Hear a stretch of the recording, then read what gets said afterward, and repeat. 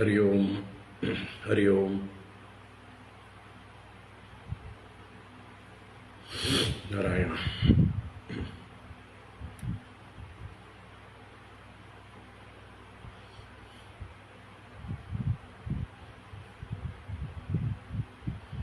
എല്ലാവർക്കും നമസ്കാരം. ഓം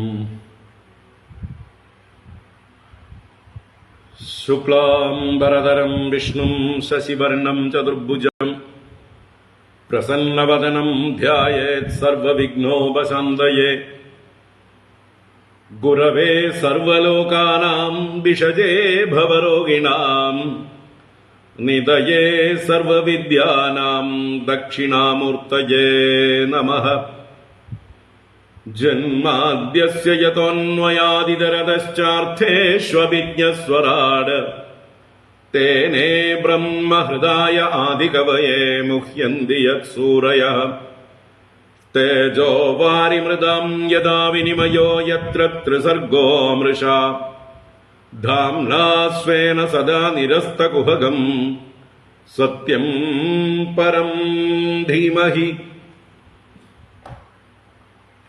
ധർമ്മഃ പ്രോജ്ജിതകൈതപോത്ര പരമോ നിർമ്മത്സരാണാം സദാം വേദ്യം വാസ്തവമത്ര വസ്തു ശിവദം താപത്രയോന്മൂലനം. ശ്രീമദ്ഭാഗവതേ മഹാമുനികൃതേ കിം വാ പരൈരീശ്വരഃ സദ്യോ ഹൃദ്യവരുദ്ധ്യതേത്ര കൃതിഭിഃ ശുശ്രൂഷുഭിസ്തൽക്ഷണാത്. നിഗമകൽപതരോർഗളിതം ഫലം സുഖമുഖാദമൃതദ്രവസംയുതം പിബത ഭാഗവതം രസമാലയം മുഹുരഹോ രസികാ ഭുവി ഭാവുകാഃ. നാരായണം നമസ്കൃത്യ നരം ചൈവ നരോത്തമം ദേവീം സരസ്വതീം വ്യാസം തതോ ജയമുദീരയേത. യം പ്രവ്രജന്തമനുപേതമപേതകൃത്യം ദ്വൈപായനോ വിരഹകാതര ആജുഹാവ. പുത്രേതി തന്മയതയാ തരവോഭിനേദുഃ തം സർവഭൂതഹൃദയം മുനിമാനതോസ്മി. യസ്വാനുഭാവമഖിലശ്രുതിസാരമേകം അധ്യാത്മദീപമതിതിദീർഷദാം തമോന്തം. സംസാരിണാം കരുണയാഃ പുരാണഗുഹ്യം തം വ്യാസസൂനുമുപയാമി ഗുരും മുനീനാം. മൂകം കരോതി വാചാലം പങ്കും ലംഘയതേ ഗിരിം യത്കൃപാതമഹം വന്ദേ പരമാനന്ദമാധവം. യം ബ്രഹ്മാ വരുണേന്ദ്രരുദ്രമരുതഃ സ്തുന്വന്തി ദിവ്യൈസ്തവൈഃ വേദൈഃ സാംഗപദക്രമോപനിഷദൈഃ ഗായന്തി യം സാമഗാഃ. ധ്യാനാവസ്ഥിതതദ്ഗതേന മനസാ പശ്യന്തി യം യോഗിനോ യസ്യാന്തം ന വിദുഃ സുരാസുരഗണാഃ. ദേവായ തസ്മൈ നമഃ. കോമളം കൂജയൻ വേണും ശ്യാമളോയം കുമാരകഃ വേദവേദ്യം പരം ബ്രഹ്മ ഭാസതാം പുരതോ മമ. ഭൂതൈർമഹദ്ഭിർയയിമാ പുരോ വിഭുഃ നിർമ്മായ ചേതേ യദമൂഷു പൂരുഷഃ. ഭുങ്ക്തേ ഗുണാൻ ഷോഡശ ഷോഡശാത്മകഃ സോലങ്കൃഷീഷ്ട ഭഗവാൻ വജാംസി മേ. സച്ചിദാനന്ദരൂപായ വിശ്വോത്പത്യാദിഹേതവേ താപത്രയ വിനാശായ ശ്രീകൃഷ്ണായ വയം നുമഃ. കൃഷ്ണായ വാസുദേവായ ഹരയേ പരമാത്മനെ പ്രണതക്ലേശനാശായ ഗോവിന്ദായ നമോ നമഃ. കൃഷ്ണായ വാസുദേവായ ദേവകീനന്ദനായ ച നന്ദഗോപകുമാരായ ഗോവിന്ദായ നമോ നമഃ. നമഃ പങ്കജനാഭായ നമഃ പങ്കജമാലിനേ നമഃ പങ്കജനേത്രായ നമസ്തേ പങ്കജാംഗ്രയേ.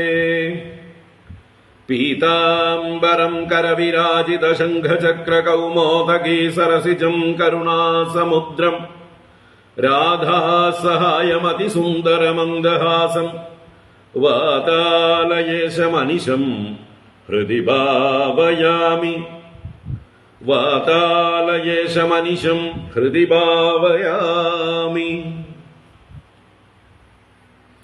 ഓം നമോ ഭഗവതേ വാസുദേവായ.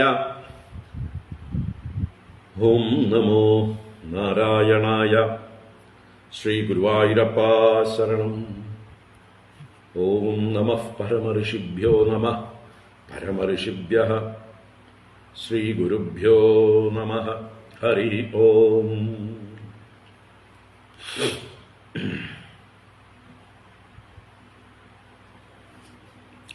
ഹരി ഓം. എല്ലാവർക്കും നമസ്കാരം. എല്ലാവർക്കും ശുഭസായാഹ്നം. സുസ്വാഗതം.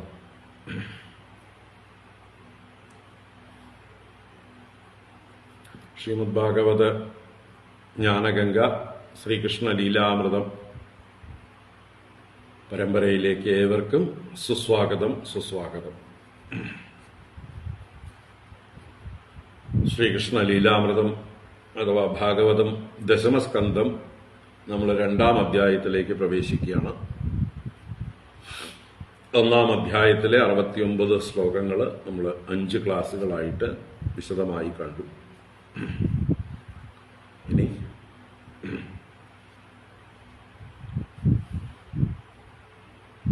ലീലാമൃതം 6-ാമത്തെ എപ്പിസോഡാണ്. 2-ാം അധ്യായത്തിലേക്ക് കിടക്കുകയാണ്. 2-ാം അധ്യായം 1-ാമത്തെ ക്ലാസ്സാണ്. അപ്പോൾ ഈ 2-ാം അധ്യായത്തിൽ കഴിഞ്ഞ അധ്യായത്തിന്റെ അവസാനം പറഞ്ഞിരുന്നു, കംസൻ യാദവന്മാരെ നല്ലവണ്ണം പീഡിപ്പിക്കാൻ ആരംഭിച്ചു എന്ന്.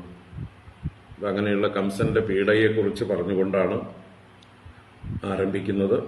പിന്നീട് ദേവകിയുടെ 7-ാമത്തെ ഗർഭം ബലരാമസ്വാമി സംഘർഷണമൂർത്തി ആ ഗർഭത്തിൽ വരുന്നതും, പിന്നീട് ഭഗവാൻ യോഗനിദ്രാദേവി അഥവാ യോഗമായാദേവിയെ തൻ്റെ അടുത്തേക്ക് വിളിപ്പിച്ച് ആ ദേവിയോട് കൊടുക്കുന്ന ചില ആദേശങ്ങൾ ഭൂമിയിൽ ചെന്ന് ദേവകീ ഗർഭത്തിലുള്ള സംഘർഷണമൂർത്തിയെ രോഹിണി ഗർഭത്തിലാക്കാനായിക്കൊണ്ട് പറയുന്നതും ദേവി അപ്രകാരം തന്നെ ചെയ്യുന്നതും ആയിട്ടുള്ള കാര്യങ്ങളും, പിന്നീട് തുടർന്ന് ഭഗവാൻ തന്നെ ദേവകീ ഗർഭത്തിലേക്ക് പ്രവേശിക്കുന്നതും ആയിട്ടുള്ള ഭാഗങ്ങളാണ് ആദ്യത്തെ ഒരു പകുതി ഭാഗം ഈ അധ്യായത്തിൽ. അത് കഴിയുമ്പോൾ ദേവകീ ഗർഭഗതനായ ഭഗവാനെ വിഷ്ണുവിനെ സ്തുതിക്കാനായിക്കൊണ്ട് ബ്രഹ്മാദി ദേവന്മാർ വന്ന് സ്തുതി ചെയ്യുന്നതാണ് ഒരു 15ഓളം ശ്ലോകങ്ങൾ അവസാനം. 42 ശ്ലോകങ്ങളുള്ള അധ്യായം ആദ്യം വായിക്കാം. ഓം നമോ ഭഗവതേ വാസുദേവായ. അത് ശ്രീമദ്ഭാഗവതേ ദശമസ്കന്ധേ പൂർവാർദ്ധേ ദ്വിതീയോധ്യായഃ. ശ്രീശുക ഉവാച. പ്രലംബകചാണൂരതൃണാവർത്തമഹാശനൈഃ മുഷ്ടികാരിഷ്ടദ്വിവിധപൂതനാകേശിധേനുകൈഃ അന്യൈശ്ചാസുരഭൂപാലൈർബാണഭൗമാദിഭിർയുധഃ യദൂനാം കഥനം ചക്രേ ബലീമാഗതസംശ്രയഃ തേ പീഡിതാ നിവിവിശുഃ കുരു പാഞ്ചാലകേകയാൻ സാൽവാൻ വിദർഭാൻ നിഷധാൻ വിദേഹാൻ കോസലാനപി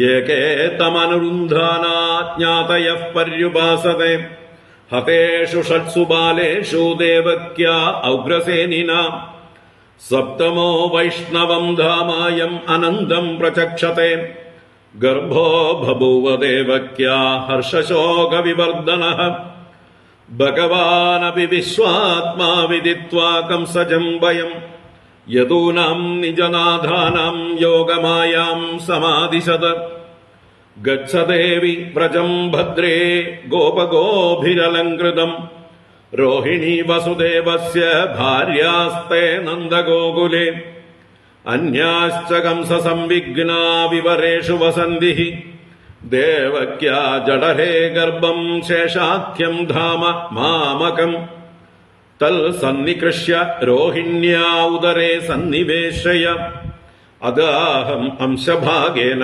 देवक्याः पुत्रदां शुभे प्राप्स्यामि त्वं यशोदायां नन्दपत्न्यां भविष्यसि अर्चिष्यन्ति मनुष्यास्त्वां सर्वकामवरेश्वरीं धूपोपहारबलिभिः सर्वकामवरप्रदाम् नामधेयानि कुर्वन्ति स्थानानि च नरा भुवि दुर्गेति भद्रकालीति विजया वैष्णवीति च कुमुदा चण्डिका कृष्णा माधवी कन्यकेति च माया नारायणीशानी शारदेत्यम्बिकेति च गर्भसङ्कर्षणात्तं वै प्राहुः सङ्कर्षणं भुवि रामेति लोकरमणाद् बलं बलवदुच्छ्रयाद् सन्दिष्टैवं भगवता तदेत्योमिति तद्वचः प्रतिगृह्य परिक्रम्य गां गता तत्तथाकरोत्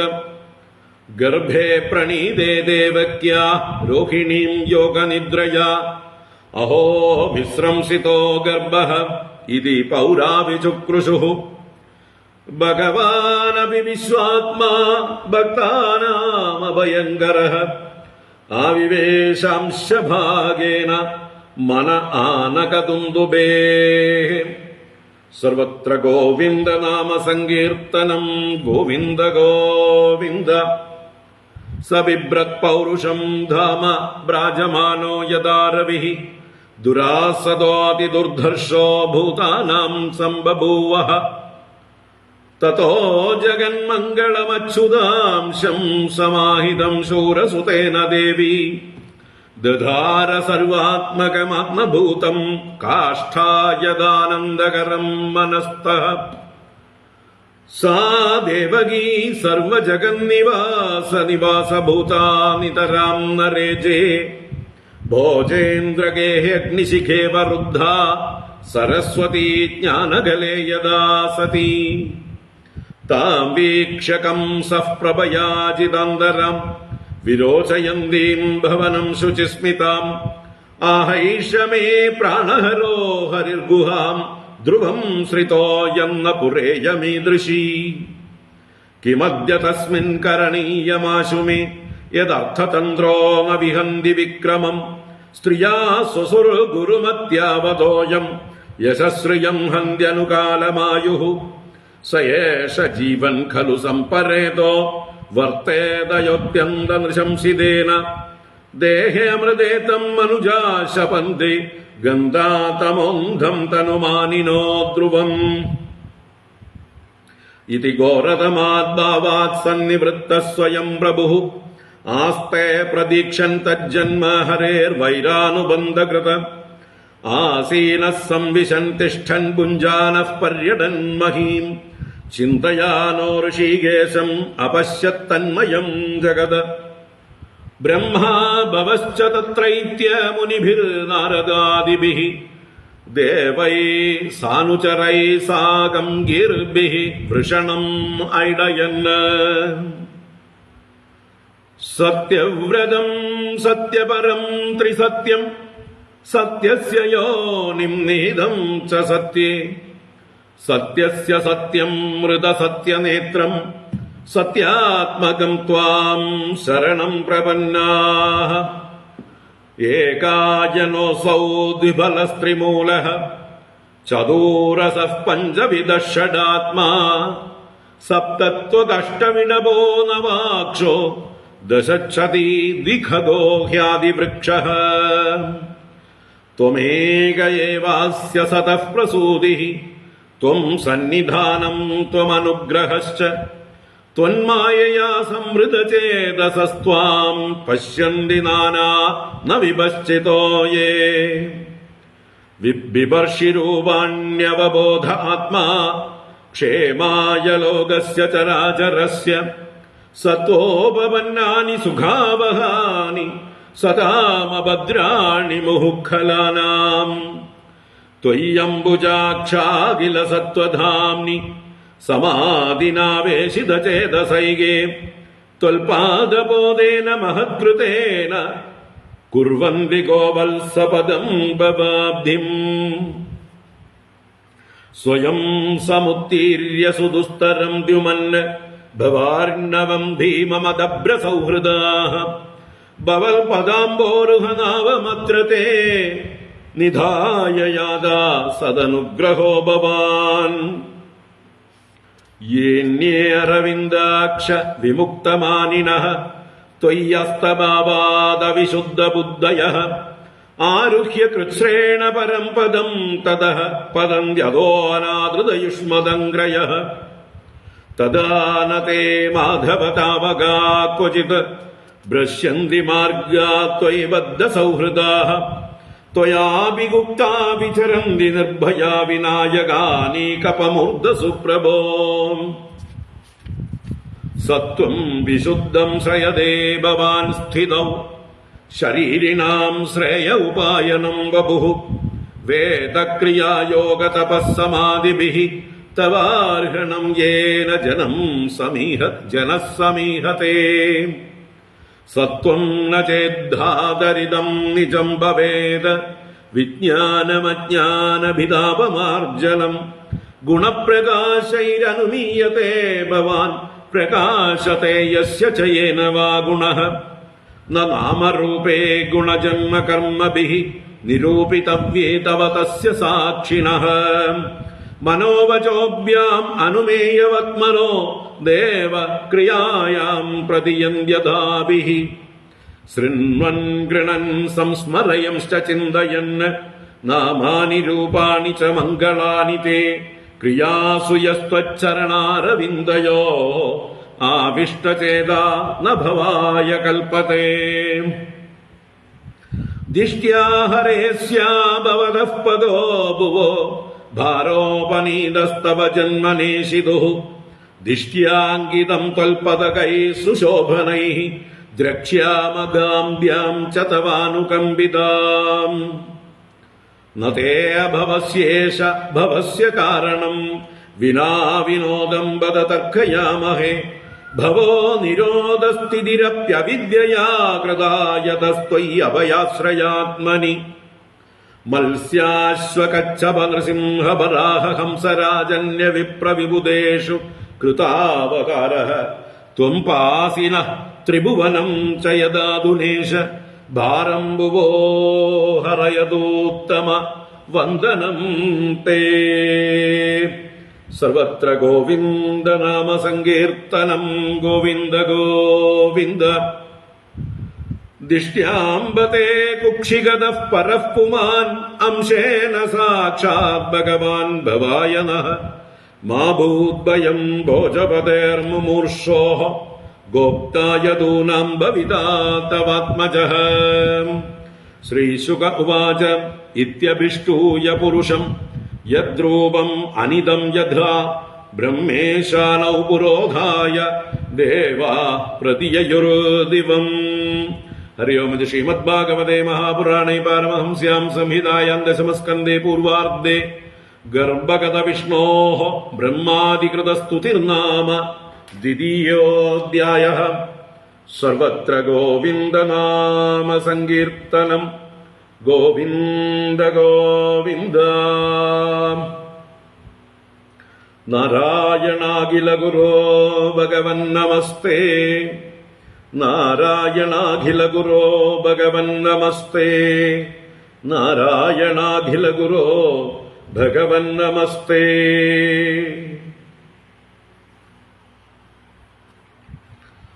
ശ്രീഹരേ നമഃ. ഹരി ഓം.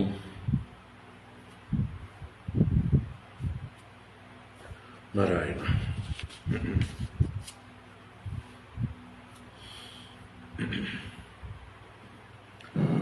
ഹരി ഓം. എല്ലാവർക്കും ഒരിക്കൽ കൂടെ നമസ്കാരം. എല്ലാവർക്കും സുസ്വാഗതം. ശുഭസായാഹ്നം.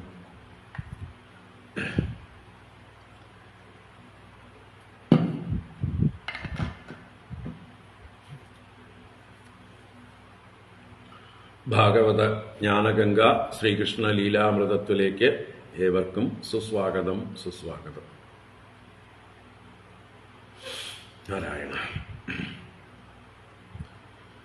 നാരായണ. നമ്മൾ ദശമസ്കന്ധം 1-ാം അധ്യായം വിശദമായി കണ്ടു.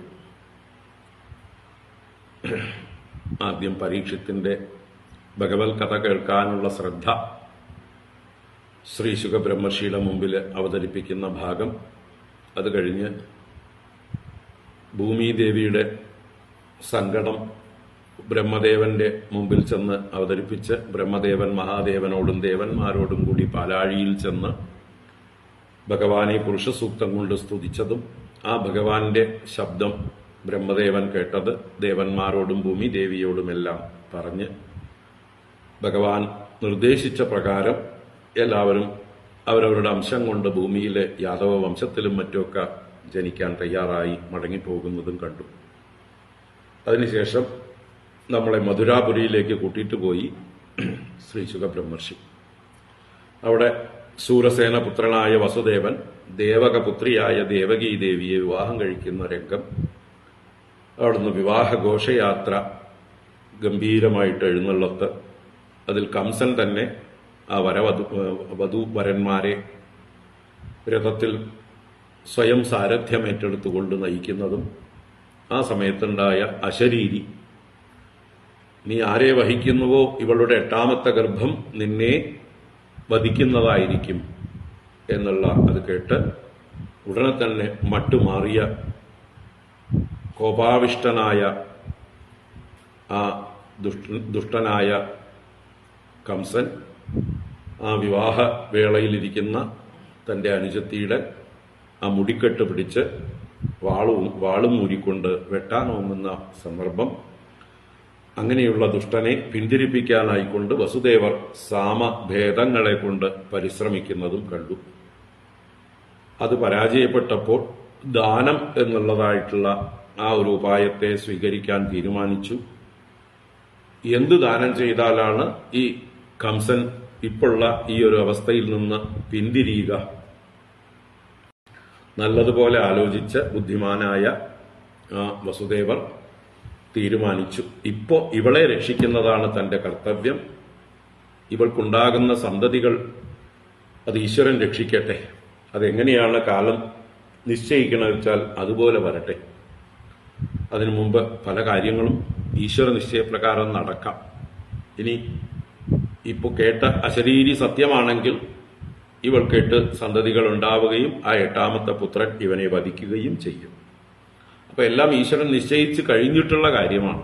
ഇപ്പൊ നമ്മൾ അതിനെക്കുറിച്ച് എന്തിനാ കൂടുതൽ ആലോചിക്കണത് എന്ന് ചിന്തിച്ചുകൊണ്ട് തന്റെ പത്നിയെ ഈ ഒരു അവസ്ഥയിൽ രക്ഷിക്കാനായിക്കൊണ്ട് അദ്ദേഹം വാഗ്ദാനം ചെയ്തു, ഇവൾക്കുണ്ടാകുന്ന സന്തതികളൊക്കെ ഞാൻ അങ്ങേക്ക് അർപ്പിക്കാം എന്ന് വാക്കുകൊടുത്തു. ആ സത്യസന്ധനായിട്ടുള്ള വസുദേവരെ വിശ്വസിച്ച് തൽക്കാലം കംസൻ അവളെ വധിക്കുന്നതിൽ നിന്ന് പിന്തിരിഞ്ഞ് അവിടുന്ന് മടങ്ങിപ്പോയി. പിന്നീട് കാലമായപ്പോൾ 1 വർഷം തികഞ്ഞപ്പോഴേക്കും ദേവകി പ്രസവിച്ചു. കീർത്തിമാൻ എന്ന് പുത്രന് നാമകരണം ചെയ്ത് ആ കുട്ടിയെ കൊണ്ടുപോയി വസുദേവർ കംസന് അർപ്പിക്കുന്നു. സത്യസന്ധനായിട്ടുള്ള അദ്ദേഹം, വഞ്ചിക്കാൻ അദ്ദേഹത്തിന് സാധിക്കുകയില്ല, അത്ര സത്യനിഷ്ഠയുള്ള ആളാണ് അദ്ദേഹം. അത് ചെയ്തു. ആ വസുദേവരുടെ സത്യനിഷ്ഠയിൽ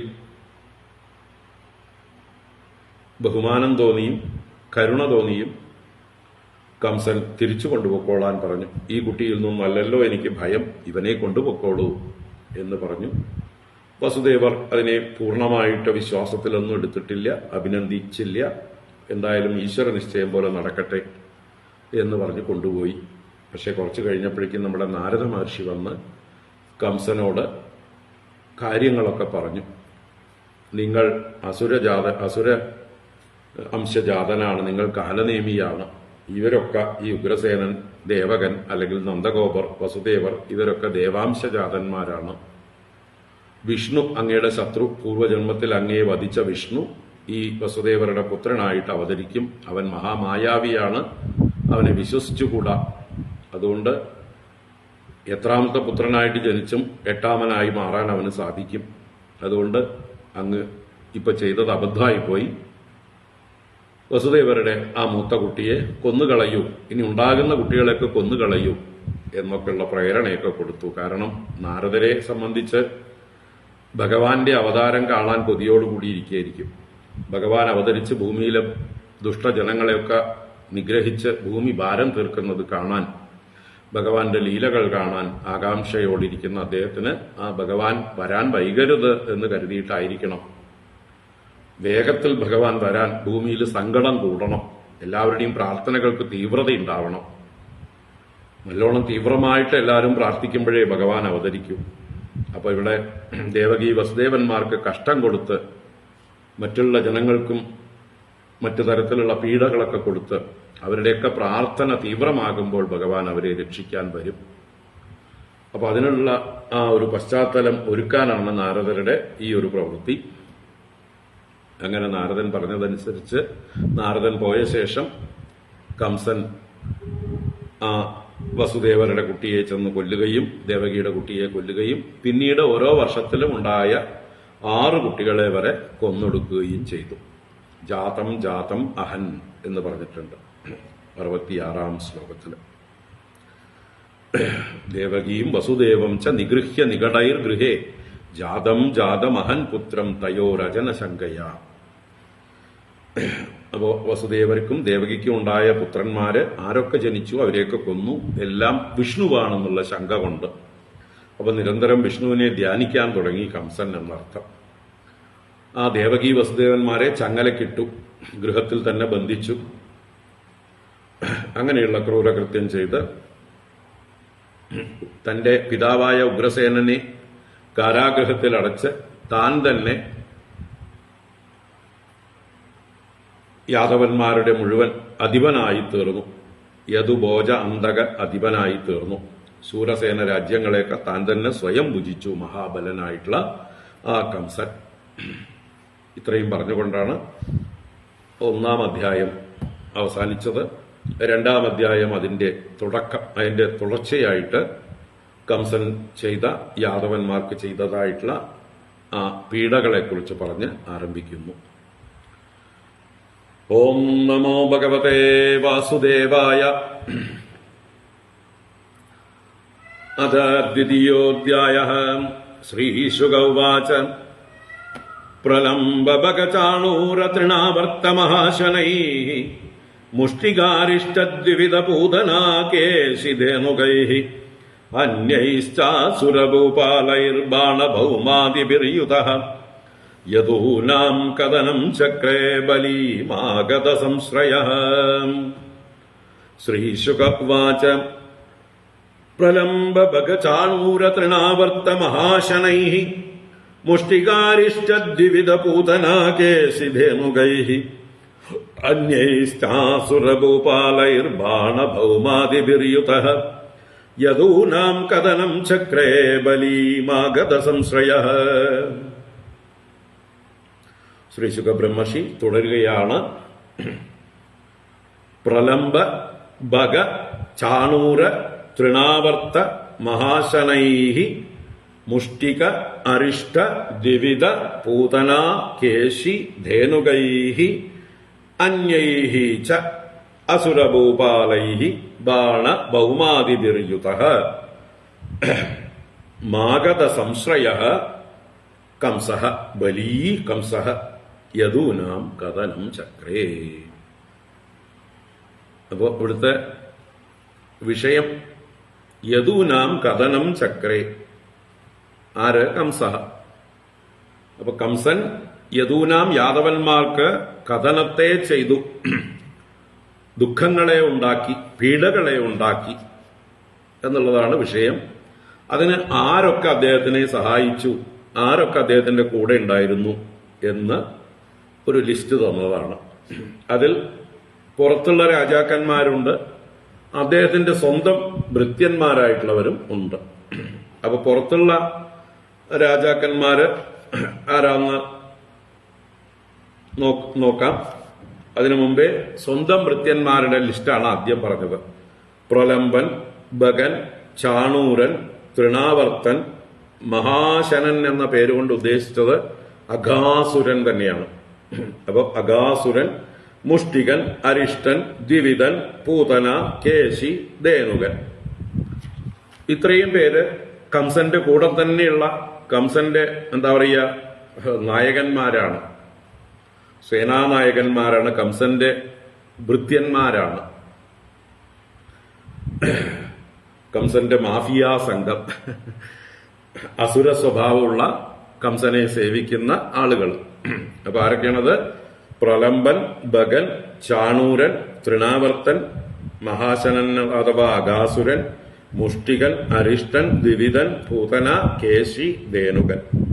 11 പേരെ ഇവിടെ എടുത്തു പറഞ്ഞു. ഇനിയും മറ്റു പലരും ഉണ്ട്, കൂട്ടത്തിൽ പറയപ്പെടാത്തതായിട്ടുള്ള ആളുകളൊക്കെ ഉണ്ട്. അതൊക്കെ നമ്മൾ ഇനി ഭഗവാന്റെ ലീലയിൽ ഓരോരുത്തരായിട്ട് വധിക്കുന്നത് കാണാം. അപ്പോ എന്തായാലും പ്രധാനികളായിട്ടുള്ള 11 പേരെ എടുത്തു പറഞ്ഞു. അല്ലെ, നമ്മുടെ ഉള്ളിലുണ്ടോ ഈ 10-11 പേര്? ഈ 10 ഇന്ദ്രിയങ്ങളും ഒരു മനസ്സും കൂടി ചേർന്ന് നമ്മളെ പീഡിപ്പിക്കുന്നുണ്ട്. നമ്മുടെ ഉള്ളിലുണ്ട് ഈ ശക്തികളൊക്കെ എന്ന് താല്പര്യം. അപ്പൊ ഏകാദശ നമ്പേഴ്സാണ് പറഞ്ഞിരിക്കുന്നത്. 10 ഇന്ദ്രിയങ്ങളെയും ഒരു മനസ്സിനെയും സൂചിപ്പിക്കുന്നു. ഇതിനെ നിയന്ത്രിക്കുക നമ്മൾ ഭഗവത് ചിന്ത കൊണ്ട്, അല്ലെ, ഏകാദശി അനുഷ്ഠിച്ചുകൊണ്ട് ഭഗവാനെ സ്മരിച്ച് ഈ 10-11 പേരെ നിയന്ത്രിക്കേണ്ടതാണ് എന്നും കൂടി ഒരു സൂചന. അപ്പൊ ഈ 11 പേരും പിന്നെ ആരൊക്കെ? അന്യൈശ്ച അസുരഭൂപാലൈഹി, അന്യന്മാരായ അസുരഭൂപാലന്മാര് എന്ന് വെച്ചാൽ ഈ ഇവരുടെ രാജ്യത്തിൽപ്പെടാത്ത പുറത്തുള്ളതായിട്ടുള്ള ബന്ധുക്കളായിരിക്കുന്ന ആളുകൾ, കംസന്റെ സുഹൃത്തുക്കളും ബന്ധുക്കളുമാണ് അവരൊക്കെ. ആരൊക്കെയാണ്? ബാണൻ, ഭൗമൻ, ആദിബിർ യുതഹ, അവരോട് കൂടിയിട്ട്.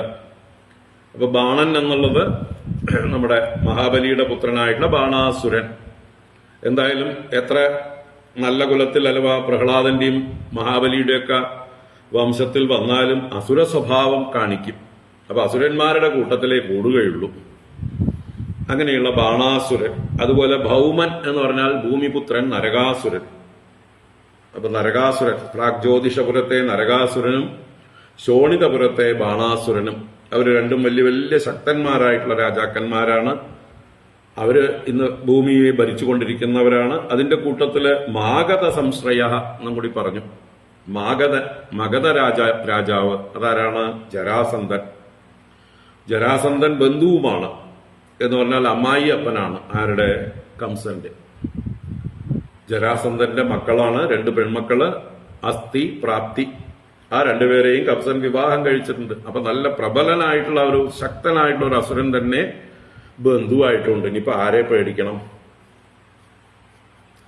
അപ്പോ ബാണൻ, ഭൗമൻ, ജരാസന്ധൻ മുതലായിട്ടുള്ള അസുര രാജാക്കന്മാരുടെയും സഹായത്തോടു കൂടിയവനായിട്ട് ആരെയും പേടിക്കേണ്ടതില്ല. അപ്പോ കംസൻ എന്ത് ചെയ്താലും സഹായിക്കാൻ വേറെ ആരും ധൈര്യപ്പെട്ട് വരില്ല. കാരണം കംസന്റെ കൂടെയുള്ള ബന്ധുബലം ഇവരൊക്കെയാണ്. അന്ന് ലോകത്തെ കീഴ്പ്പെടുത്തി, അല്ലെ, ജരാസന്ധനൊക്കെ ദിഗ്വിജയമൊക്കെ നടത്തിയിട്ടുള്ള ആളാണ്. നരകാസുരൻ ഒട്ടും മോശമല്ലാത്ത ആളാണ്. അതുപോലെ തന്നെ ബാണൻ ഗംഭീരനാണ്. സാക്ഷാൽ മഹാദേവനെ പോലും തന്റെ ഭൃത്യനെ പോലെ കാവൽക്കാരനാക്കി വെച്ചിരിക്കുന്നു. അപ്പൊ ഇങ്ങനെയുള്ള പ്രബലന്മാര് ബന്ധുക്കളായിട്ട് സുഹൃത്തുക്കളായിട്ടൊക്കെ ഉള്ളപ്പോ കംസനെ പിന്നെ ആരെ പേടിക്കണം? അതാണ് ഇവിടെ. അങ്ങനെ ബലി എന്നാൽ ബലവാനായിട്ടുള്ള കംസൻ യദൂനാം കഥനം ചക്രേ, യാദവന്മാർക്ക് പീഡകളെ ചെയ്തു, അല്ലാതെ പീഡിപ്പിച്ചു, ദുഃഖിപ്പിച്ചു എന്നർത്ഥം. ഇവരൊക്കെ എന്താ പറയുക, അകാരണമായിട്ട് പലതരത്തിലുള്ള ദുഃഖങ്ങൾ കൊടുക്കാനായിട്ട് തുടങ്ങി. എന്തെങ്കിലും കുറ്റങ്ങൾ കണ്ടുപിടിക്കുക, അവരെ പിടിച്ച് കാരാഗ്രഹത്തിൽ അടയ്ക്കുക, അല്ലെങ്കിൽ പലരെയും ഹിംസിച്ച് കളയുക, അങ്ങനെ ഉപദ്രവിക്കാനായിട്ട് തുടങ്ങി. തേ പീഡിതാ നിവിവിശുഃ കുരു പാഞ്ചാലകേകയാൻ സാൽവാൻ വിദർഭാൻ നിഷധാൻ വിദേഹാൻ കോസലാനപി ഏകേ തമനുരുന്ധാനാ ജ്ഞാതയഃ പര്യുപാസത്തെ ഹതേഷു ഷട്സു ബാലേഷു ദേവക്യാ ഔഗ്രസേനിനാ തേ പീഡിതാ നിവിവിശുഃ കുരു പാഞ്ചാലകേകയാൻ സാൽവാൻ വിദർഭാൻ നിഷധാൻ വിദേഹാൻ കോസലാനപി. തേ പീഡിതാഹ, തേ എന്ന് പറഞ്ഞാൽ അവിടെ അവർ യാദവന്മാർ പീഡിതരായിട്ട്, ഈ കംസനാൽ ഉപദ്രവിക്കപ്പെട്ടവരായിട്ട് എന്ത് ചെയ്തു? കുരു പാഞ്ചാല് കേകയാൻ സാൽവാൻ വിദർഭാൻ നിഷധാൻ വിദേഹാൻ കോസലാനപി നിവിവിശു. നിവിവിശു നിവേശിച്ചു, പ്രവേശിച്ചു എന്നർത്ഥം. രഹസ്യമായി ഒളിച്ചോടിപ്പോയി എന്നർത്ഥം. നാട് വിട്ടുപോയി പലയിടത്തും ഗൂഢമായി താമസിച്ചു. എല്ലാവരെയും അറിയിച്ചുകൊണ്ടല്ല താമസിക്കുന്നത്, രഹസ്യമായിട്ട് ഓടിപ്പോയി എന്നർത്ഥം. അപ്പൊ ഏതൊക്കെ ദേശങ്ങളിലേക്ക് പോയി? കുരുദേശം, പാഞ്ചാലദേശം, കേകയദേശം, സാൽവദേശം, വിദർഭദേശം, നിഷധദേശം, വിദേഹദേശം, കോസലദേശം. ഇങ്ങനെയുള്ള ദൂരദൂരങ്ങളിലുള്ള സ്ഥലങ്ങളിലേക്കും പോയി. മധുരാപുരിയിൽ നിന്ന് ഏറ്റവും അടുത്തുള്ള രാജ്യങ്ങളാണ് കുരു പാഞ്ചാല ദേശങ്ങളൊക്കെ. അത് കഴിഞ്ഞ് പിന്നെയും ദൂരേക്കാണ് കേകയദേശം. അവിടുന്നും സാൽവം, വിദർഭം, നിഷധം എന്നൊക്കെ ഉള്ളത് വീണ്ടും അകലേക്ക് പോകണം. വിദർഭം എന്നുള്ളത് ഇങ്ങോട്ട് വരണം, അല്ലെ? നമ്മുടെ ഗുജറാത്തിലേക്ക് വരണം, അല്ല മധ്യപ്രദേശിലേക്ക് താഴോട്ട് വരണം. വിദേഹവും കോസലവുമൊക്കെ വളരെ വടക്കോട്ടേക്ക് പോകണം. കോസലം അയോധ്യ തലസ്ഥാനമായിട്ടുള്ള വടക്കേന്ത്യ, വിദേഹം അതിനും അപ്പുറത്തേക്ക് ഇന്നിപ്പോ നേപ്പാളൊക്കെ വ്യാപിച്ചിരിക്കുന്ന സ്ഥലമാണ് വിദേഹദേശം. അതുപോലെ ബീഹാറൊക്കെ വിദേഹദേശത്തിന്റെ കീഴിൽ വരുമായിരുന്നു, മിഥിലാപുരിയല്ല. അപ്പോ ഇവിടുന്ന് ഈ മധുരാപുരിയിൽ നിന്ന് ഇത്രയും ദൂരേക്കൊക്കെ അവര് പ്രാണനം കൊണ്ട് പലായനം ചെയ്തു. തൽക്കാലം നമ്മൾ ഇവിടുന്ന് അകന്നു നിൽക്കുന്നതാണ് ബുദ്ധി. ഇവിടെ ഇരുന്നാൽ ഈ ദുഷ്ടൻ നമ്മളെല്ലാം ഉപദ്രവിക്കും, നിഗ്രഹിക്കും. സൽക്കർമ്മങ്ങളൊന്നും ചെയ്യാനും ഒരു നിവൃത്തിയില്ല, ഒരു സ്വാതന്ത്ര്യവുമില്ല, ശ്വാസം മുട്ടിച്ചുകൊണ്ടിരിക്കുകയാണ്. അപ്പോ സ്ഥലം വിടാൻ തീരുമാനിച്ചു, അല്ലെ? ഇന്ന് കേരളത്തിൽ നിന്ന് ചെറുപ്പക്കാരൊക്കെ പലായനം ചെയ്യുന്നത് പോലെ.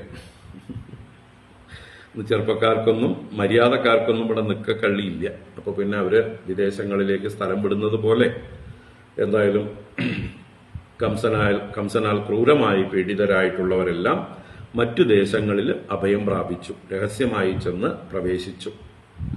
തേ പീഡിതാ നിവിവിശുഃ കുരു പാഞ്ചാലകേകയാൻ സാൽവാൻ വിദർഭാൻ നിഷധാൻ വിദേഹാൻ കോസലാനപി ഏകേ തമനുരുന്ധാനാ ജ്ഞാതയഃ പര്യുപാസത്തെ ഹതേഷു ഷട്സു ബാലേഷു ദേവക്യാ ഔഗ്രസേനിനാ.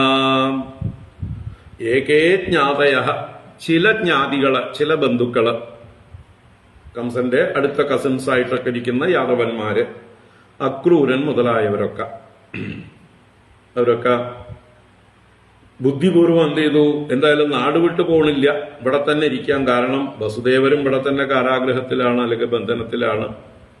അദ്ദേഹത്തിന്റെ വിവരങ്ങളൊക്കെ അറിയണം, അല്ലെ? അദ്ദേഹത്തിന് എന്തെങ്കിലും ഒരു സഹായം എങ്ങനെയെങ്കിലും എപ്പോഴെങ്കിലും ചെയ്യാൻ പറ്റിയാൽ അവസരം പാർത്ത് കുറെ ആളുകൾ, ബുദ്ധിമാന്മാരായിട്ടുള്ളവരൊക്കെ കംസനെ അനുസരിക്കുന്നവരായിട്ട്, അതാണ് തം അനുരുന്ധാനാഹ, തം കംസം അനുരുന്ധാനാഹ. അനുരുന്ധാന എന്ന് പറഞ്ഞാൽ അവന് അനുസരിക്കുന്നവരായിക്കൊണ്ട് എന്നർത്ഥം. അവനാൽ നിയന്ത്രിതരായിട്ട് എന്ന് താല്പര്യം, അവനെ ഫോളോ ചെയ്യുന്നവരായിട്ട്. പര്യുപാസത, അദ്ദേഹത്തെ ചുറ്റും നിന്ന് സേവിച്ചു, അദ്ദേഹത്തെ മണിയടിച്ചുകൊണ്ട് നിന്നു. വ്യാജേന, ഞങ്ങള് അങ്ങയുടെ കൂടെയാണ് കേട്ടോ, ഞങ്ങളെ ഉപദ്രവിക്കരുത്, ഞങ്ങൾ അങ്ങേക്ക് വേണ്ടി എന്ത് സേവയും ചെയ്യാൻ, ഞങ്ങൾക്ക് വേറൊരു ആളെക്കുറിച്ചും ചിന്തയൊന്നുമില്ല, ഞങ്ങൾ വസുദേവ പക്ഷത്തൊന്നും അല്ല എന്ന പട്ടിലും ചിലപ്പോ അവർ പറഞ്ഞു കാണും. അങ്ങനെ പര്യുപാസത അഗ്രസേനിന ദേവക്യാഹ ഷട്സു ബാലേഷു ഹതേഷു. അങ്ങനെ എന്തായി? ആ ഉഗ്രസേനന്റെ പുത്രനായ കംസനാൽ ദേവകിയുടെ ഷട്സു ബാലേഷു ഹതേഷു 6 ബാലന്മാര് ഹനിക്കപ്പെട്ടു. അങ്ങനെ ഹനിക്കപ്പെട്ടതായിട്ടുള്ള സമയത്ത് 7ാമത്തതായിട്ട് ഭഗവാന്റെ അംശമായിട്ട് ആദിശേഷൻ അല്ലെ, ആ സംഘർഷണമൂർത്തി ഗർഭത്തിൽ പ്രവേശിക്കുന്നു എന്ന് അടുത്ത ശ്ലോകം ഇതുമായിട്ട് ബന്ധപ്പെടണം. എന്നുവെച്ചാൽ ദേവക്യാഹ ഷട്സു ബാലേഷു ഹതേഷു സത്സു സപ്തമോ വൈഷ്ണവം ധാമ യം അനന്തം പ്രചക്ഷത്തെ ഗർഭോ ബഭൂവ ദേവക്യാ ഹർഷശോക വിവർദ്ധനഃ. സപ്തമോ വൈഷ്ണവം ധാമ യം അനന്തം പ്രചക്ഷത്തെ ഗർഭോ ബഭൂവ ദേവക്യാ ഹർഷശോക വിവർദ്ധനഃ.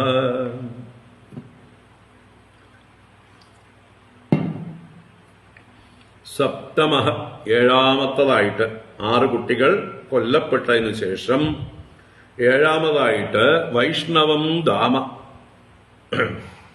വിഷ്ണുവിന്റെ തേജസ്, വിഷ്ണുവിന്റെ അംശം എന്നർത്ഥം.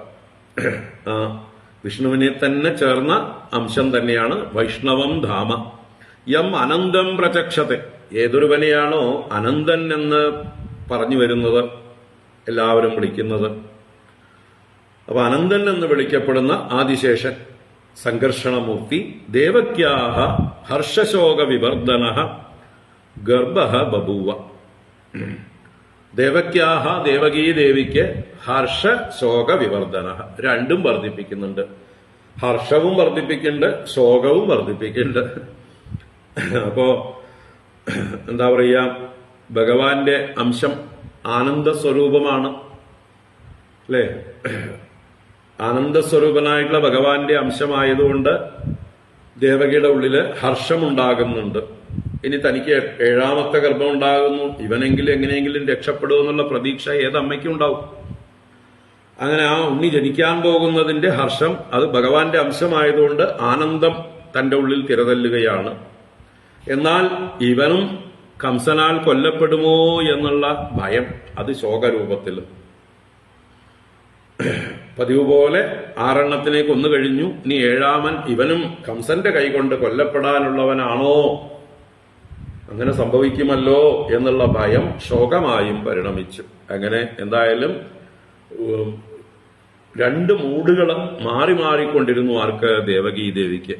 ഇടയ്ക്കൊക്കെ ഉള്ളില് ആനന്ദസ്വരൂപനായിട്ടുള്ള ഭഗവാന്റെ അംശമായ ആ ആദിശേഷൻ മഹാബലവാനാണ്. ആ ബലവാൻ അമ്മയ്ക്ക് ആത്മവിശ്വാസം ഉള്ളിൽ കുറച്ചു നേരം കൊടുക്കുമ്പോൾ ആ വിശ്വാസത്തില് കുറച്ചു നേരം സന്തോഷിക്കും. കുറച്ചു കഴിയുമ്പോൾ വീണ്ടും ആ സ്ത്രീ സ്വഭാവം കൊണ്ട് ഭയം ആരംഭിക്കും, അങ്ങനെ ദുഃഖം ആരംഭിക്കും. ഇതിങ്ങനെ മാറി മാറിക്കൊണ്ടിരുന്നു. മൂഡ് ചേഞ്ച് അല്ലെ? ദേവകീ ദേവിയുടെ മൂഡ് ഇങ്ങനെ മാറിക്കൊണ്ടിരുന്നു എന്നർത്ഥം. സപ്തമോ വൈഷ്ണവം ധാമ യമനന്തം പ്രചക്ഷത്തെ ഗർഭോ ബഭൂവ ദേവക്യാഹ ഹർഷശോക വിവർദ്ധനഃ.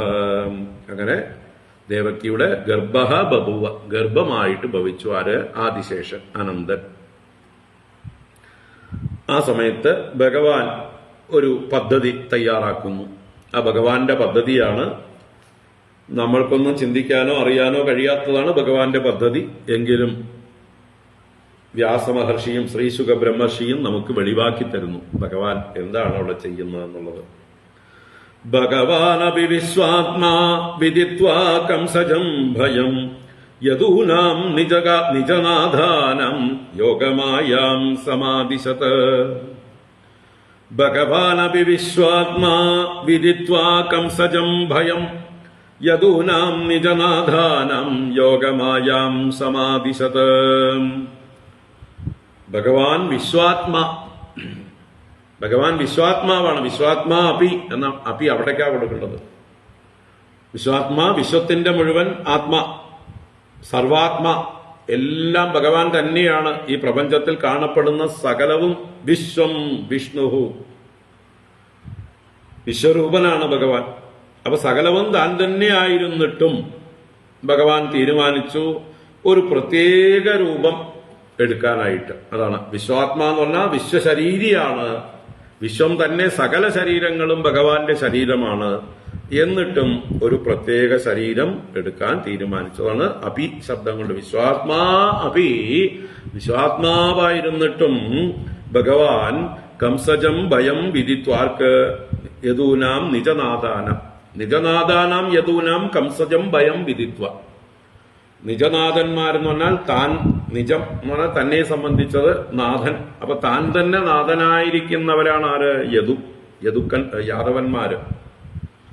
തന്നെ ആശ്രയിച്ചിരിക്കുന്നവരാണ്. നാഥ്യതേ ഇതി നാഥ, ആശ്രയിക്കപ്പെടുന്നവൻ നാഥൻ. അപ്പോ ഇവരെല്ലാം തന്നെ ഈശ്വരനെ ആശ്രയിച്ചിരിക്കുന്നവരാണ്. അങ്ങനെയുള്ള യാദവന്മാരുടെ കംസജം ഭയം വിദിത്വ, കംസനിൽ നിന്ന് ഉണ്ടായ ഭയത്തെ മനസ്സിലാക്കിയിട്ട്. കാരണം ദേവകി 7ാമത്തെ ഗർഭം ധരിച്ചിരിക്കുന്നു, ഇനിയിപ്പോ ഈ കുട്ടിയെയും ഈ ദുഷ്ടൻ കൊന്നുകളയുമല്ലോ എന്നുള്ള ഭയം എല്ലാവരെയും പിടികൂടി. എല്ലാവർക്കും ഭയമുണ്ട്. അയ്യോ അയ്യോ, ഇനിയിപ്പോ ദേവകി 7ാമത്തെ ഗർഭം ധരിച്ചിരിക്കുന്നു, അവൾ ഇതെങ്കിലും ഒന്ന് മര്യാദയ്ക്ക് പ്രസവിച്ച് അതിനെയെങ്കിലും ഈ ദുഷ്ടൻ കൊല്ലാതിരിക്കണേ, ആ കുട്ടിയെങ്കിലും എങ്ങനെയെങ്കിലും രക്ഷപ്പെടണേ എന്ന് യാദവന്മാരെല്ലാവരും അറിയുന്നുണ്ട്, അവരെല്ലാം വിചാരിക്കുന്നുണ്ട്. അവരുടെയൊക്കെ ഉള്ളിൽ കംസനെ കുറിച്ചിട്ടുള്ള ഭയമുണ്ട്. അപ്പൊ അത് മനസ്സിലാക്കി എല്ലാവരുടെയും പ്രാർത്ഥന കേട്ടു ഭഗവാൻ.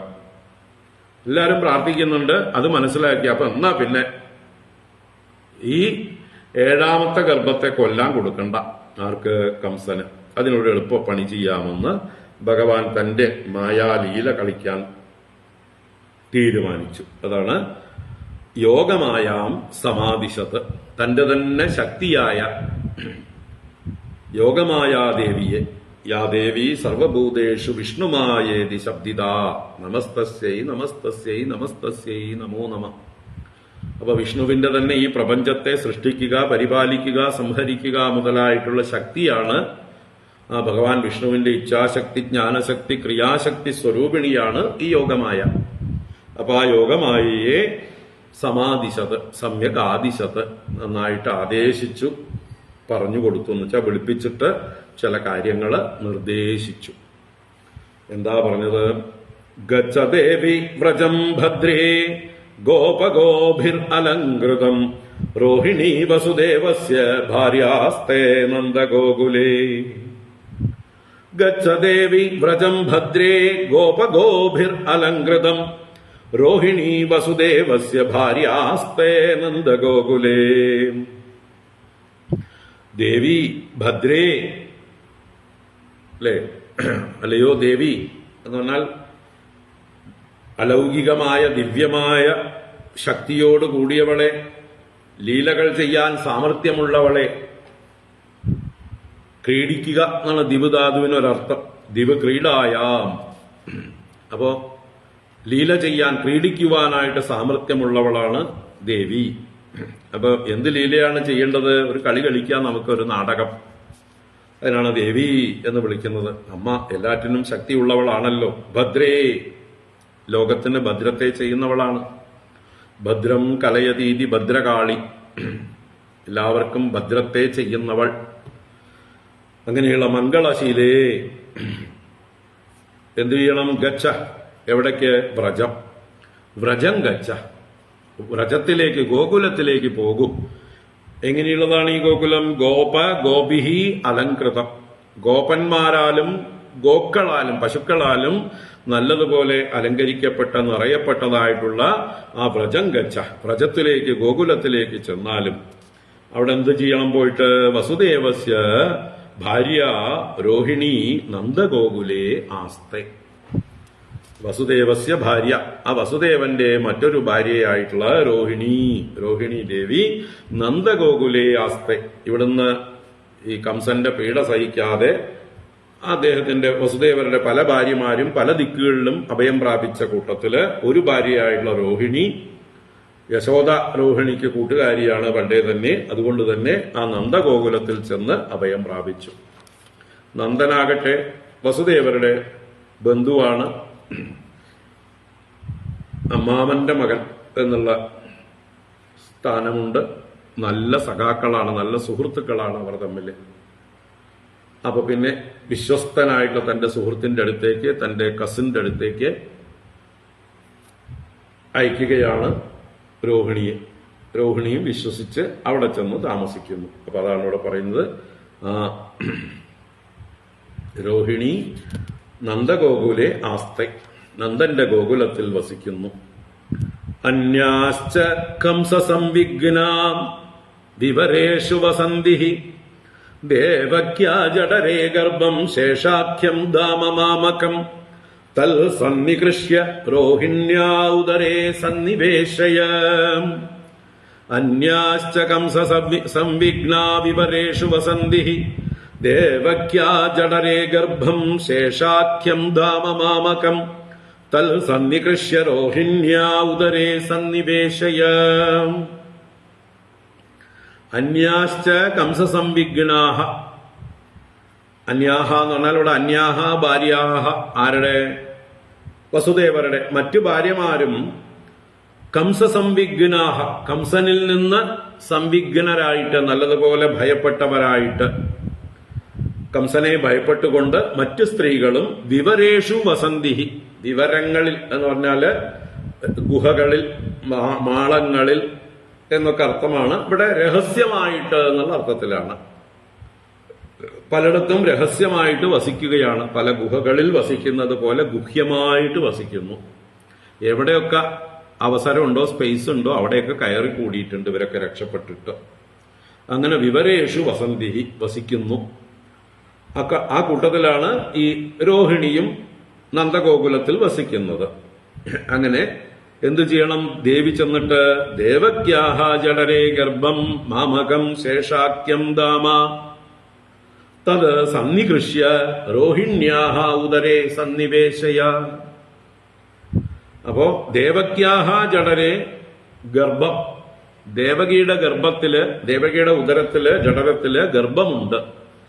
അതെന്താണ്? മാമകം ശേഷാഖ്യം ദാമ, മാമകം എന്റേതായിട്ടുള്ള മതീയമായിരിക്കുന്ന ശേഷൻ എന്ന പേരുള്ളതായിട്ടുള്ള എന്റെ തേജസ്സാണ്, എന്റെ അംശമാണ്. അപ്പൊ എന്റെ അംശം തന്നെയായ ശേഷൻ ദേവകീ ഗർഭത്തിലുണ്ട്. തത് സന്നികൃഷ്യ, അതിനെ അവിടുന്ന് സന്നികർഷണം ചെയ്ത്, നല്ലതുപോലെ ആകർഷിച്ചുകൊണ്ട് അതിനെ സന്നികർഷണം ചെയ്ത്, അഥവാ അവിടുന്ന് എടുത്തിട്ട് രോഹിണ്യാഹ ഉദരേ സന്നിവേശയ, എന്റെ മറ്റേ വസുദേവരുടെ മറ്റൊരു പത്നിയായ രോഹിണിയുടെ ഉദരത്തിലേക്ക് സന്നിവേശയ, സന്നിവേശിപ്പിച്ചാലും. ഇപ്പൊ മായാദേവി വിചാരിച്ചാൽ സാധിക്കാത്തത് എന്താണ്? അഘടിത ഘടനാ പടീയസീ മായാ, അല്ലേ? അഘടിത ഘടന പടീയസീ മായ, ഘടിക്കാത്തതിനെയൊക്കെ ഘടിപ്പിക്കാൻ മിടുമിടുക്കിയാണ് എന്നർത്ഥം. നല്ല സാമർഥ്യമുള്ളവരാണ്. അപ്പൊ നമുക്കൊന്നും ചിന്തിക്കാൻ പറ്റാത്ത കാര്യങ്ങളൊക്കെ ചെയ്യുന്നവളാണ് മായ. ആ മായയാണ് ഏൽപ്പിച്ചത് ഈ ഒരു പണി. ദേവകീ ഗർഭത്തിൽ നിന്ന് രോഹിണി ഗർഭത്തിലേക്ക് ട്രാൻസ്പ്ലാന്റ് ചെയ്യാൻ, മറ്റൊരു സർജന്റെ ഒന്നും സഹായമില്ലാതെ.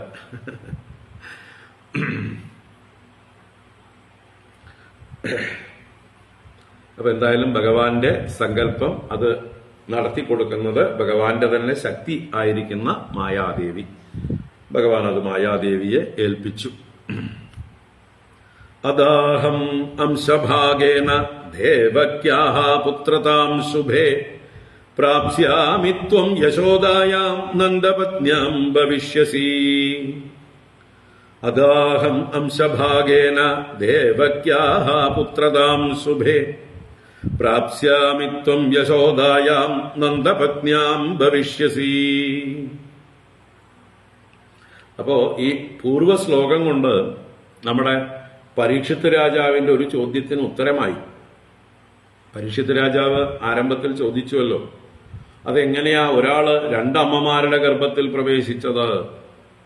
രണ്ട് ശരീരം കൂടാതെ, ദേഹാന്തരം വിനാ, അല്ലേ? ദേഹാന്തരമില്ലാതെ, രണ്ട് ശരീരമില്ലാതെ ഒരു ശരീരം ഉള്ള ആ ബലൻ, സംഘർഷണൻ എന്നൊക്കെ വിളിച്ചിരുന്ന ആ ഒരേ ആള് ബലരാമൻ എങ്ങനെയാണ് രണ്ടമ്മമാരുടെ ഗർഭത്തിൽ വന്നത് എന്നുള്ള ചോദ്യത്തിന് ഉത്തരം കൊടുത്തു കഴിഞ്ഞു. ഇനിയിപ്പോ അതിനെക്കുറിച്ച് സംഖ്യയില്ല. ഭഗവാന്റെ ഇച്ഛയാണ്. ഭഗവാൻ തന്റെ തന്നെ അംശമായ സംഘർഷണമൂർത്തിയെ ഒരമ്മയിൽ നിന്ന് മറ്റേ അമ്മയിലേക്ക് സംഘർഷണം ചെയ്തു, സന്നികർഷണം ചെയ്തു. അതിന് മായയെ ഉപയോഗിച്ചു. ഭഗവാന്റെ തന്നെ അംശമായതുകൊണ്ടും ഭഗവാന്റെ സങ്കല്പമുള്ളതുകൊണ്ടും അതിന് യാതൊരു ഹാനിയും സംഭവിക്കില്ല. അത് പരീക്ഷത്തിന്റെ ജീവിതം കൊണ്ട് പരീക്ഷത്തിനറിയാലോ. ബ്രഹ്മാസ്ത്രത്താൽ ദഹിക്കപ്പെട്ട പരീക്ഷത്തിനെ ഭഗവാൻ സങ്കല്പം കൊണ്ട് ഒരു ഈക്ഷണം കൊണ്ട് പുനർജീവിപ്പിച്ച് രക്ഷിച്ചുവല്ലോ അല്ലേ? ഇനി നമ്മൾ ഓരോരുത്തരും നമ്മുടെ ജീവിതത്തെ നോക്കിയ അത്ഭുതമല്ലേ? നമ്മൾ ഓരോ ദിവസവും ചെയ്യുന്ന പ്രവൃത്തി കൊണ്ട് നമ്മളൊക്കെ എന്നോ മരിച്ചു പോകേണ്ടവരാണ്. പക്ഷെ ഇപ്പോഴും ജീവനോടുകൂടി ഇരിക്കുന്നുണ്ട്. ആരാ രക്ഷിക്കുന്നത്? അത് ചിന്തിച്ചാൽ വലിയ അത്ഭുതമാണ്.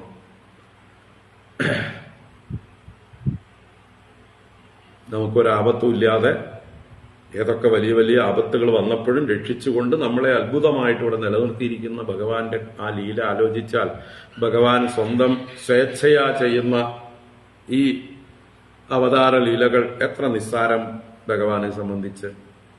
എത്രയോ കോടിക്കണക്കിന് ജീവന്മാരെ ഭഗവാൻ ഏതൊക്കെ രീതിയിലാണ് സംരക്ഷിക്കുന്നത്.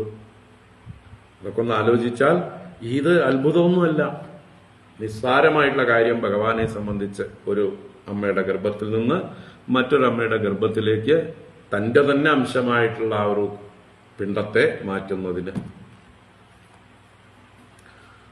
അത് സാധാരണ ശരീരമല്ല, നമ്മുടെ പോലെയുള്ള ശരീരമല്ല. അത് പെട്ടെന്ന് മരണം സംഭവിക്കാൻ അല്ലെ? ഭഗവാന്റെ അംശം അത് തേജസ്സാണത്, ചൈതന്യമാണത്, അതിന് നാശമില്ല. അപ്പോ മറ്റേ പരീക്ഷത്തിന്റെ ഒരു ചോദ്യത്തിന് ഉത്തരം കൊടുക്കുകയും ചെയ്തു. അദാഹം അംശഭാഗേന ദേവക്യാഹ പുത്രതാം ശുഭേ പ്രാപ്സ്യാമി ത്വം യശോദായാം നന്ദപത്ന്യാം ഭവിഷ്യസി. അത അഹം, അനന്തരം ഞാൻ, ദേവി ഈ പണി ചെയ്തു കഴിയുമ്പോൾ ഞാൻ എന്ത് ചെയ്യും? അംശഭാഗേന ദേവക്യാഹ പുത്രതാം പ്രാപ്സ്യാമി. എന്റെ അംശങ്ങളുടെ ഭാഗങ്ങളോടുകൂടി, എല്ലാ അംശങ്ങളോടും കൂടി എന്നൊക്കെ പല അർത്ഥത്തില് ഈ അംശഭാഗം എന്നുള്ളതിനെ വ്യാഖ്യാനിക്കാം. എല്ലാ അംശങ്ങളാലും ഭജിക്കപ്പെടുന്നവൻ, എല്ലാ ജീവന്മാരാലും ഭജിക്കപ്പെടുന്നവൻ അംശഭാഗ്, അംശഭാഗ എന്ന് ഭഗവാനെ പറയാം. അംശഭാഗ എന്ന് പറഞ്ഞാൽ അംശൈഹി ഭജന്തേ ഇതി അംശഭാഗ്. എല്ലാ അംശന്മാരാലും എല്ലാ ജീവാത്മാക്കളാലും ഭജിക്കപ്പെടുന്നവൻ, പ്രാപിക്കപ്പെടേണ്ടവൻ, എല്ലാം അവന്റെ ഭാഗമാണ്. എല്ലാ അംശങ്ങളും അവന്റെ ഭാഗമാണ്. അവനോ സ്വയം പൂർണ്ണൻ. അപ്പൊ തന്റെ പൂർണ്ണ ശക്തിയോടുകൂടെ തന്റെ ഐശ്വര്യം, വീര്യം, യശസ്, ശ്രീ, ജ്ഞാനം, വൈരാഗ്യം മുതലായിട്ടുള്ള അംശങ്ങളെ മുഴുവൻ എടുത്തുകൊണ്ട് എന്നും അർത്ഥമാക്കാം. ഇങ്ങനെ പല അർത്ഥത്തില് അംശഭാഗേന ഞാൻ എന്റെ അംശത്തോടുകൂടി, സ്വരൂപത്തോടുകൂടി ദേവക്യാഹ പുത്രതാം പ്രാപ്സ്യാമി, ദേവകിയുടെ പുത്രതയെ പ്രാപിക്കാം. ഞാൻ ദേവകിയുടെ ഗർഭത്തിൽ വന്ന് പ്രവേശിക്കാം. ഇതെല്ലാം എന്റെ സ്വേച്ഛയാ ഞാൻ ചെയ്യുന്നതാണ്. ഹേ ശുഭേ ത്വം നന്ദപത്നിയാം യശോദായാം ഭവിഷ്യസി. അല്ലയോ ശുഭേ, ശോഭനയായിരിക്കുന്നവളെ, മംഗളമൂർത്തിയായിരിക്കുന്നവളെ ദേവി, ലോകത്തിന് മംഗളങ്ങളെ ചെയ്യുന്ന സർവമംഗള മാംഗല്യേ ശിവേ, അല്ലെ? അങ്ങനെയുള്ള നീ ത്വം നന്ദപത്നിയാം യശോദായാം ഭവിഷ്യസി. നന്ദഗോകുലത്തിലെ നന്ദഗോപരുടെ പത്നിയായ യശോദാദേവിയുടെ ഗർഭത്തില് നന്ദജയായി നീയും ഭവിക്കും. അങ്ങനെ ഭവിച്ചാൽ നിനക്ക് എത്ര കാലം അവിടെ ഒരു എന്താ പറയുക, മനുഷ്യ ജീവിതം വേണ്ടി വരുന്നാണെങ്കിൽ അധികം വേണ്ടി വരില്ല. വളരെ ചെറിയ കാലം, പെട്ടെന്ന് തന്നെ അവിടുന്ന് എന്താ പറയുക, സ്ഥലം വിടാം. ചെറിയൊരു ഡ്യൂട്ടിയേ ഉള്ളൂ. അത് കഴിയുമ്പോൾ ലോകത്തിലുള്ള എല്ലാവരും ദേവിയെ ആരാധിക്കും.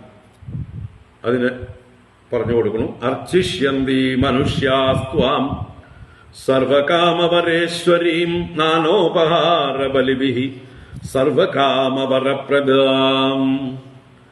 അർച്ചിഷ്യന്തി മനുഷ്യാസ്ത്വാം സർവകാമവരേശ്വരീം നാനോപഹാര ബലിഭിഃ സർവകാമവരപ്രദാം.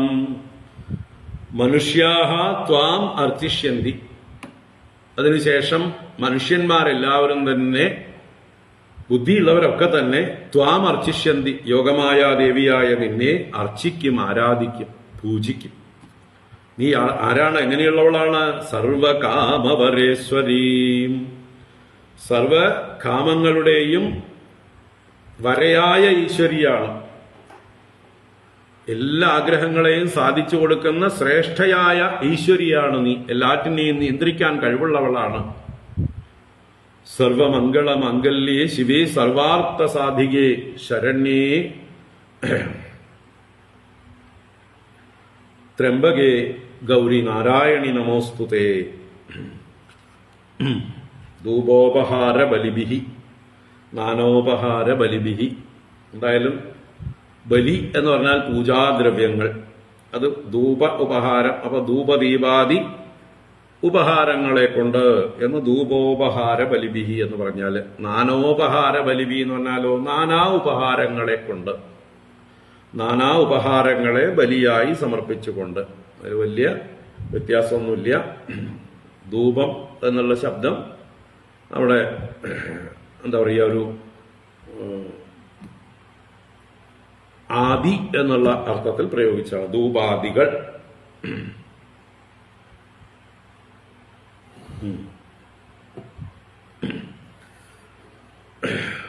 അപ്പൊ ധൂപം മുതലായ ഉപഹാരങ്ങളെ കൊണ്ടും ബലികളെ കൊണ്ടും, ബലികൾ എന്നാൽ പൂജാദ്രവ്യങ്ങൾ, പൂജാദ്രവ്യങ്ങൾ കൊണ്ട് സർവകാമവരപ്രദ, സർവകാമങ്ങളുടെയും വരങ്ങളെ നൽകുന്നവളാണ്, വരപ്രദയാണ് ദേവി.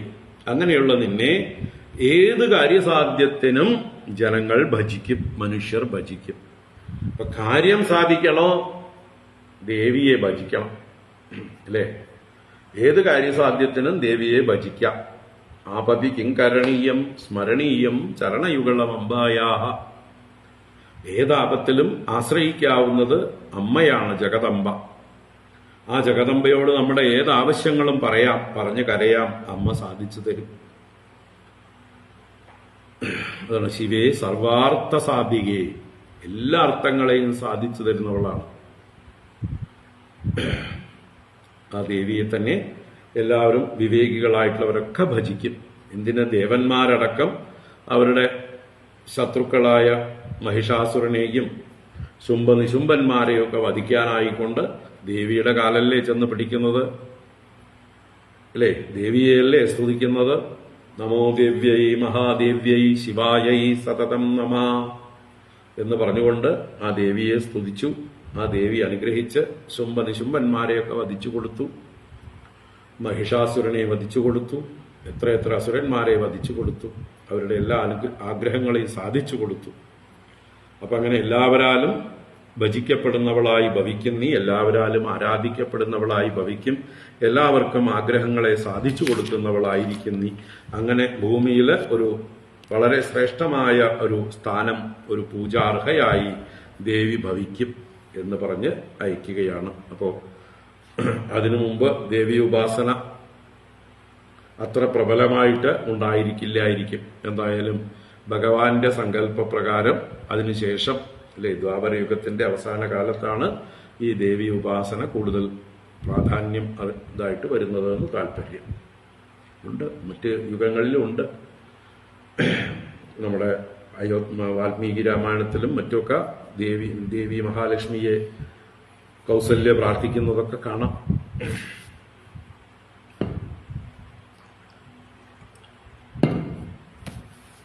വൈദിക കാലഘട്ടത്തിലും ശ്രീസൂക്തം, ദുർഗാസൂക്തം മുതലായ സൂക്തങ്ങളെ കൊണ്ട് ദേവിയെ ഉപാസിക്കുന്നത് കാണാം.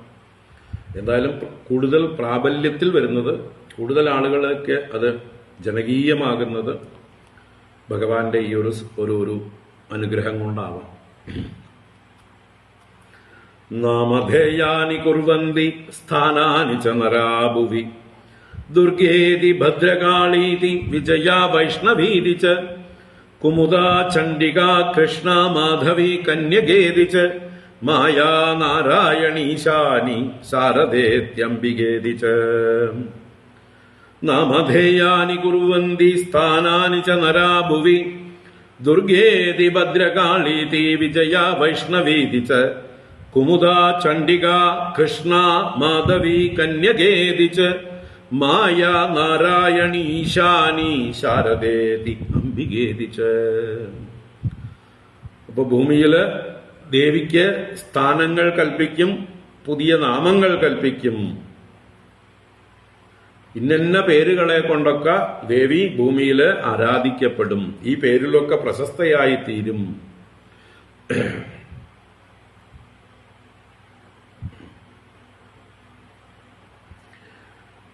അപ്പൊ എന്തൊക്കെയാണ് നാമധേയാനി കുറുവന്തി? ജനങ്ങൾ ഭഗവതിയെ പല പേരുകളിൽ വിളിക്കും. അതുപോലെ സ്ഥാനാനി, വിവിധങ്ങളായ സ്ഥാനങ്ങൾ ദേവിക്ക് കൽപ്പിച്ചു കൊടുക്കും. സ്ഥാനാനിച്ച നരാഭുവി കുറുവന്തി. എന്തൊക്കെ പേരുകള്? ദുർഗാ ഇതി, ഭദ്രകാളി ഇതി, വിജയ ഇതി, വൈഷ്ണവി ഇതി, കുമുദാ ഇതി, ചണ്ഡിക ഇതി, കൃഷ്ണ ഇതി, മാധവി ഇതി, കന്യകാ ഇതി, മായാ ഇതി, നാരായണി ഇതി, ഈശാനി ഇതി, ശാരദ ഇതി, അംബിക ഇതി. 14 പേര് ഇതി ഇതി ഇതി എന്ന് പറഞ്ഞു. ഇങ്ങനെ ഇങ്ങനെ ഇങ്ങനെ ഇതി ഇതി എന്ന് പറഞ്ഞാൽ ഇപ്രകാരം ഇപ്രകാരം ഇപ്രകാരം. അപ്പൊ ദുർഗ എന്നും ഭദ്രകാളി എന്നും വിജയ എന്നും വൈഷ്ണവി എന്നും കുമുദ എന്നും ചണ്ഡിക എന്നും കൃഷ്ണ എന്നും മാധവി എന്നും കന്യക എന്നും മായ എന്നും നാരായണി എന്നും ഈശാനി എന്നും ശാരദ എന്നും അംബിക എന്നും വിവിധങ്ങളായ നാമങ്ങളിൽ ദേവിയെ ജനങ്ങൾ ആരാധിക്കും. വിവിധങ്ങളായ നാമധേയങ്ങൾ ദേവിക്ക് കൽപ്പിച്ച് ഒരേ ദേവി തന്നെയാണ്. ഏകയായ ദേവിയെ തന്നെ നാമധേയങ്ങൾ വ്യത്യസ്തങ്ങളാക്കി വിവിധ ഭാവങ്ങളിൽ ഓരോരുത്തരും അവരവരുടെ ആവശ്യത്തിനനുസരിച്ച് ദേവിയെ ഉപാസിക്കും. ഓരോ ഭാവങ്ങളിൽ അവരുടെ ഉപാസനാ സമ്പ്രദായങ്ങളും വ്യത്യസ്തങ്ങളായിരിക്കാം.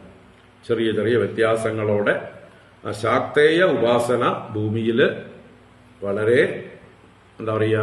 പ്രബലമായി തീരും എന്ന് ഭഗവാൻ ദേവിയെ അനുഗ്രഹിച്ച് സങ്കല്പിച്ചു പറഞ്ഞു.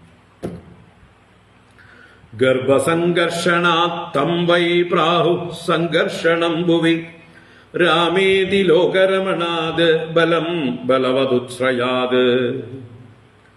ഗർഭസംഘർഷണാത്തം വൈ പ്രാഹു സംഘർഷണം ഭുവി രാമേതി ലോകരമണാത് ബലം ബലവതുശ്രയാത്. അപ്പൊ ഗർഭസംഘർഷണാത്, ദേവകീ ഗർഭത്തെ സംഘർഷണം ചെയ്ത് രോഹിണീ ഗർഭത്തിലേക്ക് ആക്കിയത് കൊണ്ട് എന്നൊരർത്ഥത്തിലും അതാണ് ഗർഭസംഘർഷണാത്. ഗർഭത്തിൽ നിന്ന് സമ്യക്കായി കർഷണം ചെയ്തതുകൊണ്ട് തം വൈ, ഗർഭസംഘർഷണാത് പ്ലസ് തം, ഗർഭസംഘർഷണാത്തം. തം എന്ന് അവിടെ ഉണ്ട്. തം എന്ന് പറഞ്ഞാൽ അവനെ. ആരാണവൻ? ആദിശേഷ ഭഗവാനെ. പ്രാഹു സംഘർഷണം ഭുവി, ഭുവി സംഘർഷണം ഇതി പ്രാഹു, ഭൂമിയില് സംഘർഷണൻ എന്ന് ആളുകൾ പറയും, അറിയപ്പെടും. രാമ ഇതി ലോകരമണാത്. അപ്പൊ ലോകരമണാത് രാമഃ ഇതി പ്രാഹു, ലോകത്തെ എല്ലാവരെയും രമിപ്പിക്കുന്നവനായതുകൊണ്ട്, തന്റെ ചുറ്റുമുള്ള ആളുകളെയൊക്കെ സന്തോഷിപ്പിക്കുന്നവനായതുകൊണ്ട് രാമഃ ഇതി, അല്ലെ, എല്ലാവരെയും രമിപ്പിക്കുന്നവനാണ് ആള്. ആരാണ് ഈ സംഘർഷണ തത്വം? യഥാർത്ഥ സംഘർഷണൻ തന്നെയാണ്.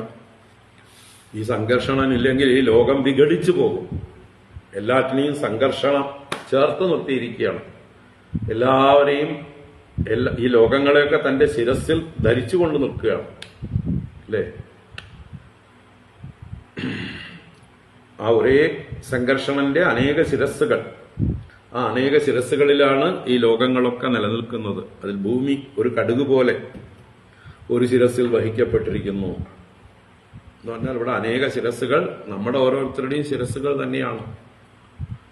ഈ നമ്മുടെ ശിരസ്സുകളെയൊക്കെ ചേർത്ത് ഒരു ശരീരം കൊണ്ട് സംഘർഷണം ചെയ്തിരിക്കുന്നു. അപ്പൊ നമ്മുടെയൊക്കെ സങ്കല്പങ്ങളെ, നമ്മുടെയൊക്കെ കർത്തൃത്വഭാവത്തെ എല്ലാം ഏകോപിപ്പിക്കുന്ന അഹങ്കാര തത്വമാണ് ആര്? സംഘർഷണമൂർത്തി ആദിശേഷൻ. സമഷ്ടി അഹങ്കാരത്തിനെയാണ് ആദിശേഷൻ എന്ന് പറയുന്നത്. സമഷ്ടി അഹങ്കാര തത്വം. നമ്മുടെ എല്ലാവരുടെയും ടോട്ടൽ ഈഗോ, നമ്മുടെ ടോട്ടൽ ഈഗോ കൊണ്ടാണ് ഈ ലോകം നിലനിൽക്കുന്നത്. ഓരോരുത്തരുടെയും ഈഗോ കർത്തവ്യ ബുദ്ധി കൊടുത്ത് ഞാനിത് ചെയ്യേണ്ടതാണ്, ഞാനിത് ചെയ്യേണ്ടതാണ്, ഞാൻ ചെയ്തില്ലെങ്കിൽ ആര് ചെയ്യാനാണ് എന്നിങ്ങനെ ആ പ്രേരണ ഉള്ളിൽ കൊടുത്ത് ഓരോ കർമ്മങ്ങളെ നമ്മളെ കൊണ്ട് ചെയ്യിക്കുന്നത് ഈ ഈഗോ, ഈ അഹങ്കാരമാണ്. അഹങ്കർത്ത എന്നുള്ള ഭാവം. അപ്പോ അത് തന്നെയാണ് എല്ലാവരെയും രമിപ്പിക്കുന്നതും. നമ്മളൊക്കെ രമിക്കുന്നത് നമ്മുടെ അഹങ്കാരത്തിലാണ്. ഞാൻ ആരാ മോൻ, ഞാൻ ചെയ്തതുകൊണ്ടാണ് ഇതൊക്കെ നടക്കുന്നത്, ഞാനില്ലെങ്കിൽ ഇതൊക്കെ എന്ത്, ഞാനാണ് എല്ലാം, ഞാനാണ് എല്ലാം എന്ന് നമ്മളെ രമിപ്പിക്കുന്ന, എല്ലാരെയും രമിപ്പിക്കുന്നതാണ് ഈ അഹങ്കാരം. അപ്പൊ ആ അർത്ഥത്തിലും ലോകരമണാത് രാമഃ, ഈ രമിപ്പിക്കുന്നവനാണ് ഈ അഹങ്കാരം. അഹം എന്ന് നമ്മളെ കേമത്വം പറഞ്ഞ് നമ്മളെ സന്തോഷിപ്പിക്കുകയാണ്. ആരും നമ്മളെ പ്രൈസ് ചെയ്യാനില്ലെങ്കിലും നമ്മൾ സെൽഫ് പ്രൈസ് ചെയ്യുക, അല്ലേ? ആർക്കും നമ്മളെ മനസ്സിലാവണില്ല. നമ്മൾ ചെയ്യുന്ന വീര പരാക്രമങ്ങളൊന്നും ആരും അറിയുന്നുമില്ല, റെക്കഗ്നൈസ് ചെയ്യുന്നുമില്ല. അപ്പൊ പിന്നെ നമ്മൾ എന്താ ചെയ്യുക? നമ്മൾ തന്നെ ഇങ്ങോട്ട് എടുത്ത് പറയുന്നേ, സെൽഫ് പ്രൈസ് ചെയ്യുക, സ്വയം പ്രശസ്തി, സ്വയം പ്രശംസിക്കുക. അതേ നിവൃത്തിയുള്ളൂ. കാരണം ഓരോരുത്തരും അവരവരെ പ്രശംസിക്കുന്നതിൽ മുഴുകിയിരിക്കുക. അപ്പൊ നമ്മളെ പ്രശംസിക്കാൻ ആരുമില്ല. നമ്മൾ തന്നെ സ്വയം അങ്ങോട്ട് പ്രശംസിച്ച് രമിക്കുക, അഭിരമിക്കുക. അതാണ് രാമഃ.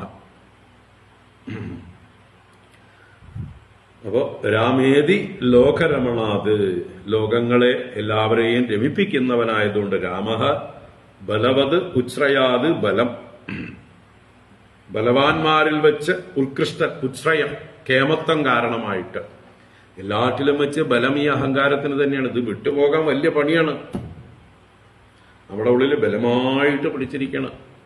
നമ്മുടെ എല്ലാ ശക്തിയും ചോർന്നു പോയാലും പിന്നെയും ഉള്ളില് സൂക്ഷ്മമായിട്ട് ഇത് കിടപ്പുണ്ടാവും. എന്നെങ്കിലും ശക്തികൾ തിരിച്ചു കിട്ടിയാൽ പൂർവാധികം ശക്തിയായിട്ട് ഈ അഹങ്കാരം പൊങ്ങി വരും.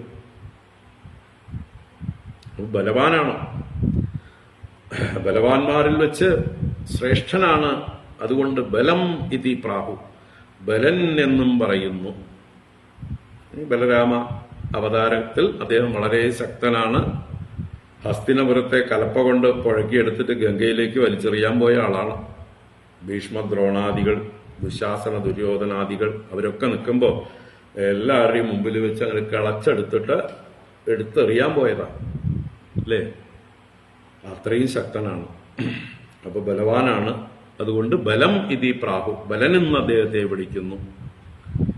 സംഘർഷണൻ, രാമൻ, ബലൻ എന്നൊക്കെ അദ്ദേഹത്തിന് പേര് കിട്ടും എന്ന് മുമ്പേ കൂട്ടി ഭഗവാൻ പ്രവചിച്ചു. അത് ഗർഗ മഹർഷി നേരത്തെ അറിഞ്ഞു. അത് രഹസ്യമായിട്ട് വേറൊരു രീതിയിൽ പരോക്ഷമായിട്ട് ഗർഗ മഹർഷി നന്ദഗോപർക്ക് പറഞ്ഞു കൊടുക്കും. ശ്രീശുക ഉവാച സന്ദിഷ്ടൈവം ഭഗവതാ തദേതി ഓമിതി തദ്വചഃ പ്രതിഗൃഹ്യ പരിക്രമ്യ ഗാം ഗദാ തത്തഥാ കരോത്. ശ്രീശുക ഉവാച സന്ദിഷ്ടൈവം ഭഗവതാ തദേതി ഓമിതി തദ്വചഃ പ്രതിഗൃഹ്യ പരിക്രമ്യ ഗാം ഗദാ തത്തഥാ കരോത്. ശ്രീശുക ബ്രഹ്മർഷി തുടരുന്നു. ഇത്ര നേരം ഭഗവാന്റെ വാക്കുകൾ പറഞ്ഞതുകൊണ്ട് ശ്രീശുക ഉവാച എന്ന് വീണ്ടും പറയുന്നു. സന്ദിഷ്ട ഏവം ഭഗവതാ, ഏവം ഭഗവതാ സന്ദിഷ്ട, ഏവം ഇപ്രകാരം ഭഗവാനാൽ സന്ദിഷ്ട എന്ന് പറഞ്ഞാൽ സമ്യക് ആദേശം കൃതവതി അർത്ഥം. നല്ലതുപോലെ ആദേശിക്കപ്പെട്ടവൾ, സന്ദേശിക്കപ്പെട്ടവൾ, ഉപദേശിക്കപ്പെട്ടവൾ. ആ അവൾ എന്ത് ചെയ്തു? തഥാ ഇതി ഓമിതി തദ്വചഃ പ്രതിഗൃഹ്യ. തദ്വചഃ ഭഗവതഃ വചഃ, ഭഗവാന്റെ വാക്കിനെ പ്രതിഗൃഹ്യ, പ്രതിഗ്രഹിച്ചു, സ്വീകരിച്ചു. എങ്ങനെ പറഞ്ഞുകൊണ്ട്? തഥായിതി ഓമിതി, 2 പ്രാവശ്യം പറഞ്ഞു. തഥാ എന്ന് പറഞ്ഞാൽ തന്നെ ഓ അങ്ങനെ ആവട്ടെ എന്ന് തന്നെയാണ്. ഓം എന്നും കൂടെ ഒന്നിച്ചും പറഞ്ഞു. അപ്പൊ 2 പ്രാവശ്യം സാങ്ഷൻ അഥവാ സമ്മതം എന്ന് അനുസരണ പ്രകടിപ്പിച്ചു. തഥാ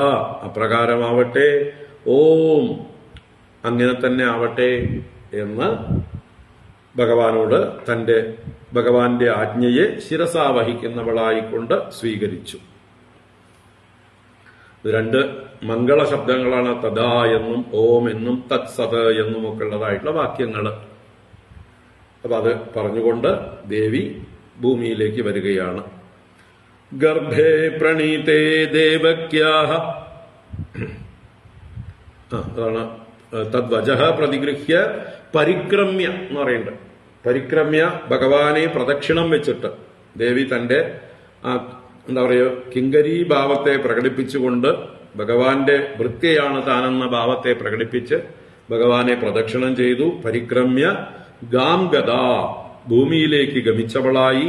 തത് തഥാ അകരോത്, തത് ആ കാര്യങ്ങള് തഥാ അപ്രകാരം തന്നെ ഭഗവാൻ ഏൽപ്പിച്ച പ്രകാരം തന്നെ അകരോത് ചെയ്തു. ഭഗവാൻ പറഞ്ഞതുപോലെ അനുസരിച്ച് ചെയ്തു എന്ന്. അത് അങ്ങനെ ചെയ്തു എന്ന് പറഞ്ഞാൽ എന്തായി? സംഘർഷണനെ ദേവകീ ഗർഭത്തിൽ നിന്ന് രോഹിണീ ഗർഭത്തിലേക്ക് മാറ്റി. അപ്പൊ അത് എന്തുണ്ടാക്കി? ഇവിടെ മധുരാപുരിയിൽ മുഴുവൻ ഒരു കോലാഹലം ഉണ്ടാക്കി. ഗർഭേ പ്രണീതേ ദേവക്യാഹ രോഹിണ്യാം യോഗനിദ്രയാ അഹോ വിശ്രംസിതോ ഗർഭഃ ഇതി പൗരാ വിചുക്രുശുഃ. ഗർഭേ പ്രണീതേ ദേവക്യാഹ രോഹിണ്യാം യോഗനിദ്രയാ അഹോ വിശ്രംസിതോ ഗർഭഃ ഇതി പൗരാ വിചുക്രുശുഃ. ദേവക്യാഹ ഗർഭേ രോഹിണ്യാം പ്രണീതേ, ആരാൽ? യോഗനിദ്രയാ. അപ്പൊ ദേവക്യാഹ ഗർഭേ യോഗനിദ്രയാ രോഹിണ്യാം പ്രണീതേ സതി, ദേവകിയുടെ ഗർഭത്തെ ആ യോഗനിദ്രാദേവിയാൽ രോഹിണീ ദേവിയിലേക്ക് പ്രണീതമായപ്പോൾ, പ്രകർഷേണ നയിക്കപ്പെട്ടപ്പോൾ എന്നർത്ഥം. നന്നായി ആകർഷിക്കപ്പെട്ട് ഇങ്ങോട്ടേക്ക് മാറ്റപ്പെട്ടപ്പോൾ ആ യോഗമായ ശക്തി ഈ ഒരു കാര്യം ചെയ്തു. അപ്പോ പൗരാഹ വിചുക്രുശുഹു, പൗരാഹ പുരവാസിന, ആ മധുരാപുരിവാസികൾ വിചുക്രുശുഹു ആക്രോശിച്ചു, വിക്രോശിച്ചു, എല്ലാവരും പറഞ്ഞു കരഞ്ഞു, വിലപിച്ചു എന്നൊക്കെ അർത്ഥം. പരസ്പരം അവർ പറഞ്ഞു. എന്താ പറഞ്ഞത്? അഹോ ഗർഭ വിശ്രംസിത ഇതി, ഇങ്ങനെയാണ് അവർ പറഞ്ഞത്. അഹോ ഗർഭ വിശ്രംസിത, ദേവകിയുടെ ഗർഭം ശ്രംസിച്ചു പോയി, അലസിപ്പോയി. പാവം ആ കംസനെ ഭയപ്പെട്ട് 6 കുട്ടികളെ കൊന്ന ആ ഭയം ദേവകിയെ വല്ലാതെ പിടികൂടി. ആ വിചാരം കൊണ്ട്, ഭയം കൊണ്ട് അവളുടെ ഗർഭം ശ്രംസിച്ചു പോയി എന്ന് ജനങ്ങളെല്ലാം ആക്രോശിച്ചു, പരസ്പരം വിലപിച്ചു.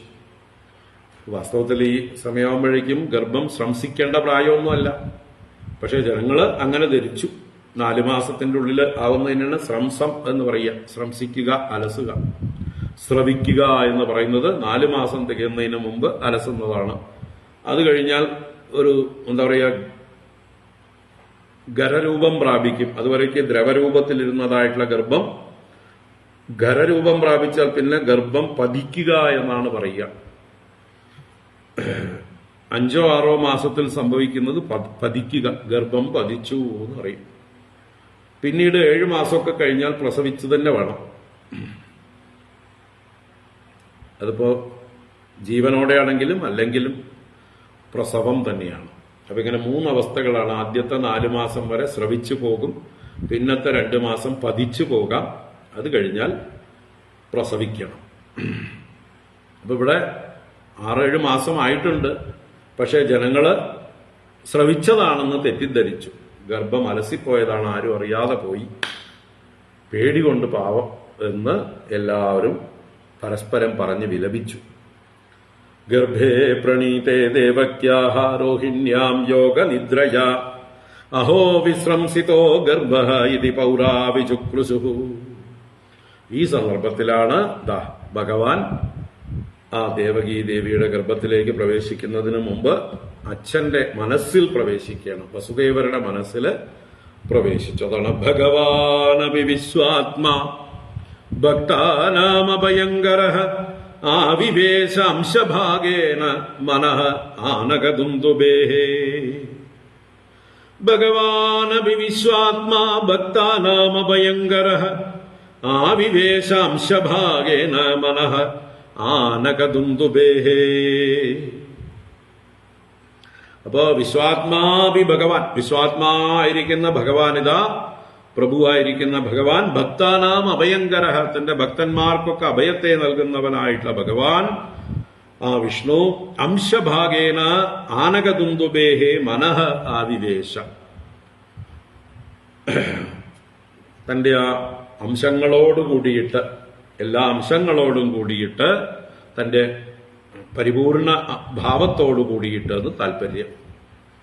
എല്ലാ അംശങ്ങളെയും എടുത്തുകൊണ്ട് കൃഷ്ണസ്തു ഭഗവാൻ സ്വയം എന്നുള്ള ആ ഒരു ഭാവത്തിൽ ആനകദുന്ദുഭേഹേ മനഃ ആവിവേശ, ആ ആനകദുന്ദുഭിയുടെ അഥവാ വസുദേവരുടെ മനസ്സിലേക്ക് പ്രവേശിച്ചു.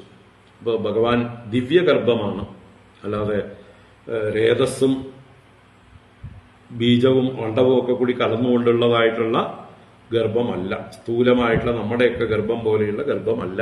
ഭഗവാന്റെ സ്വേച്ഛയാ എടുക്കുന്ന ശുദ്ധസത്വാത്മകമായിട്ടുള്ള വപുസ്സാണ്. അത് സങ്കല്പം കൊണ്ട് തന്നെ സൂക്ഷ്മരൂപത്തിലാണ് സംഭവിക്കുന്നത്, സ്ഥൂല രൂപത്തിലല്ല.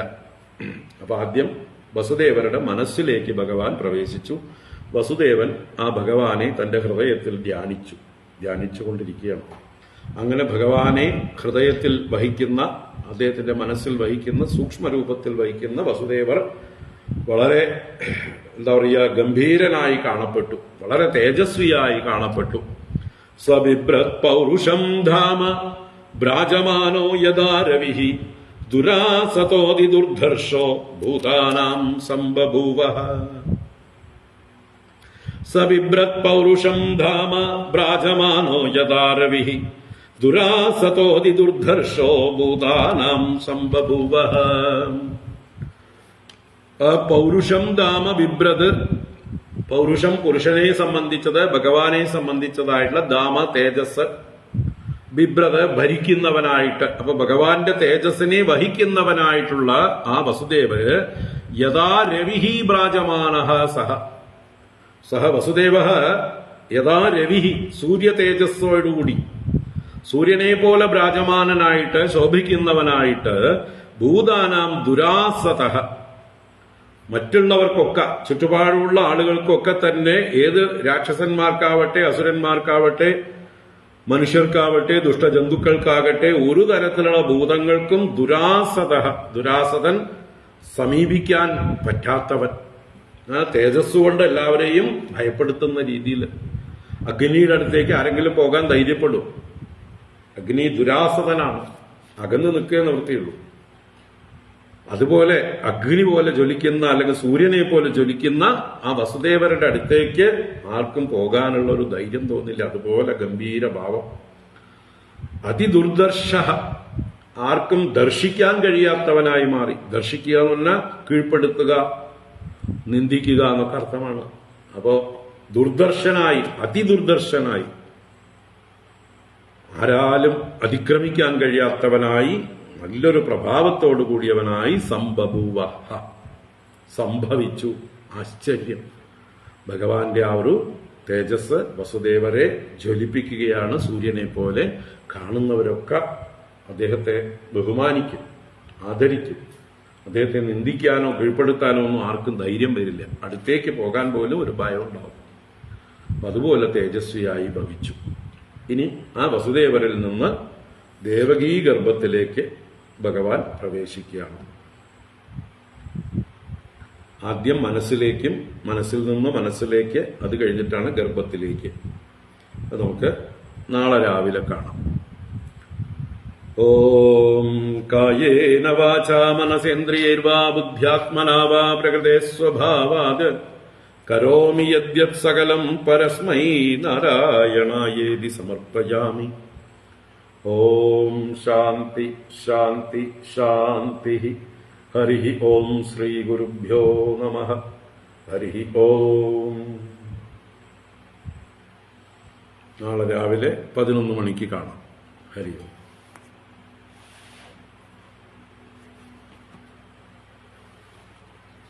എല്ലാവർക്കും ശുഭരാത്രി, സുഖനിദ്ര.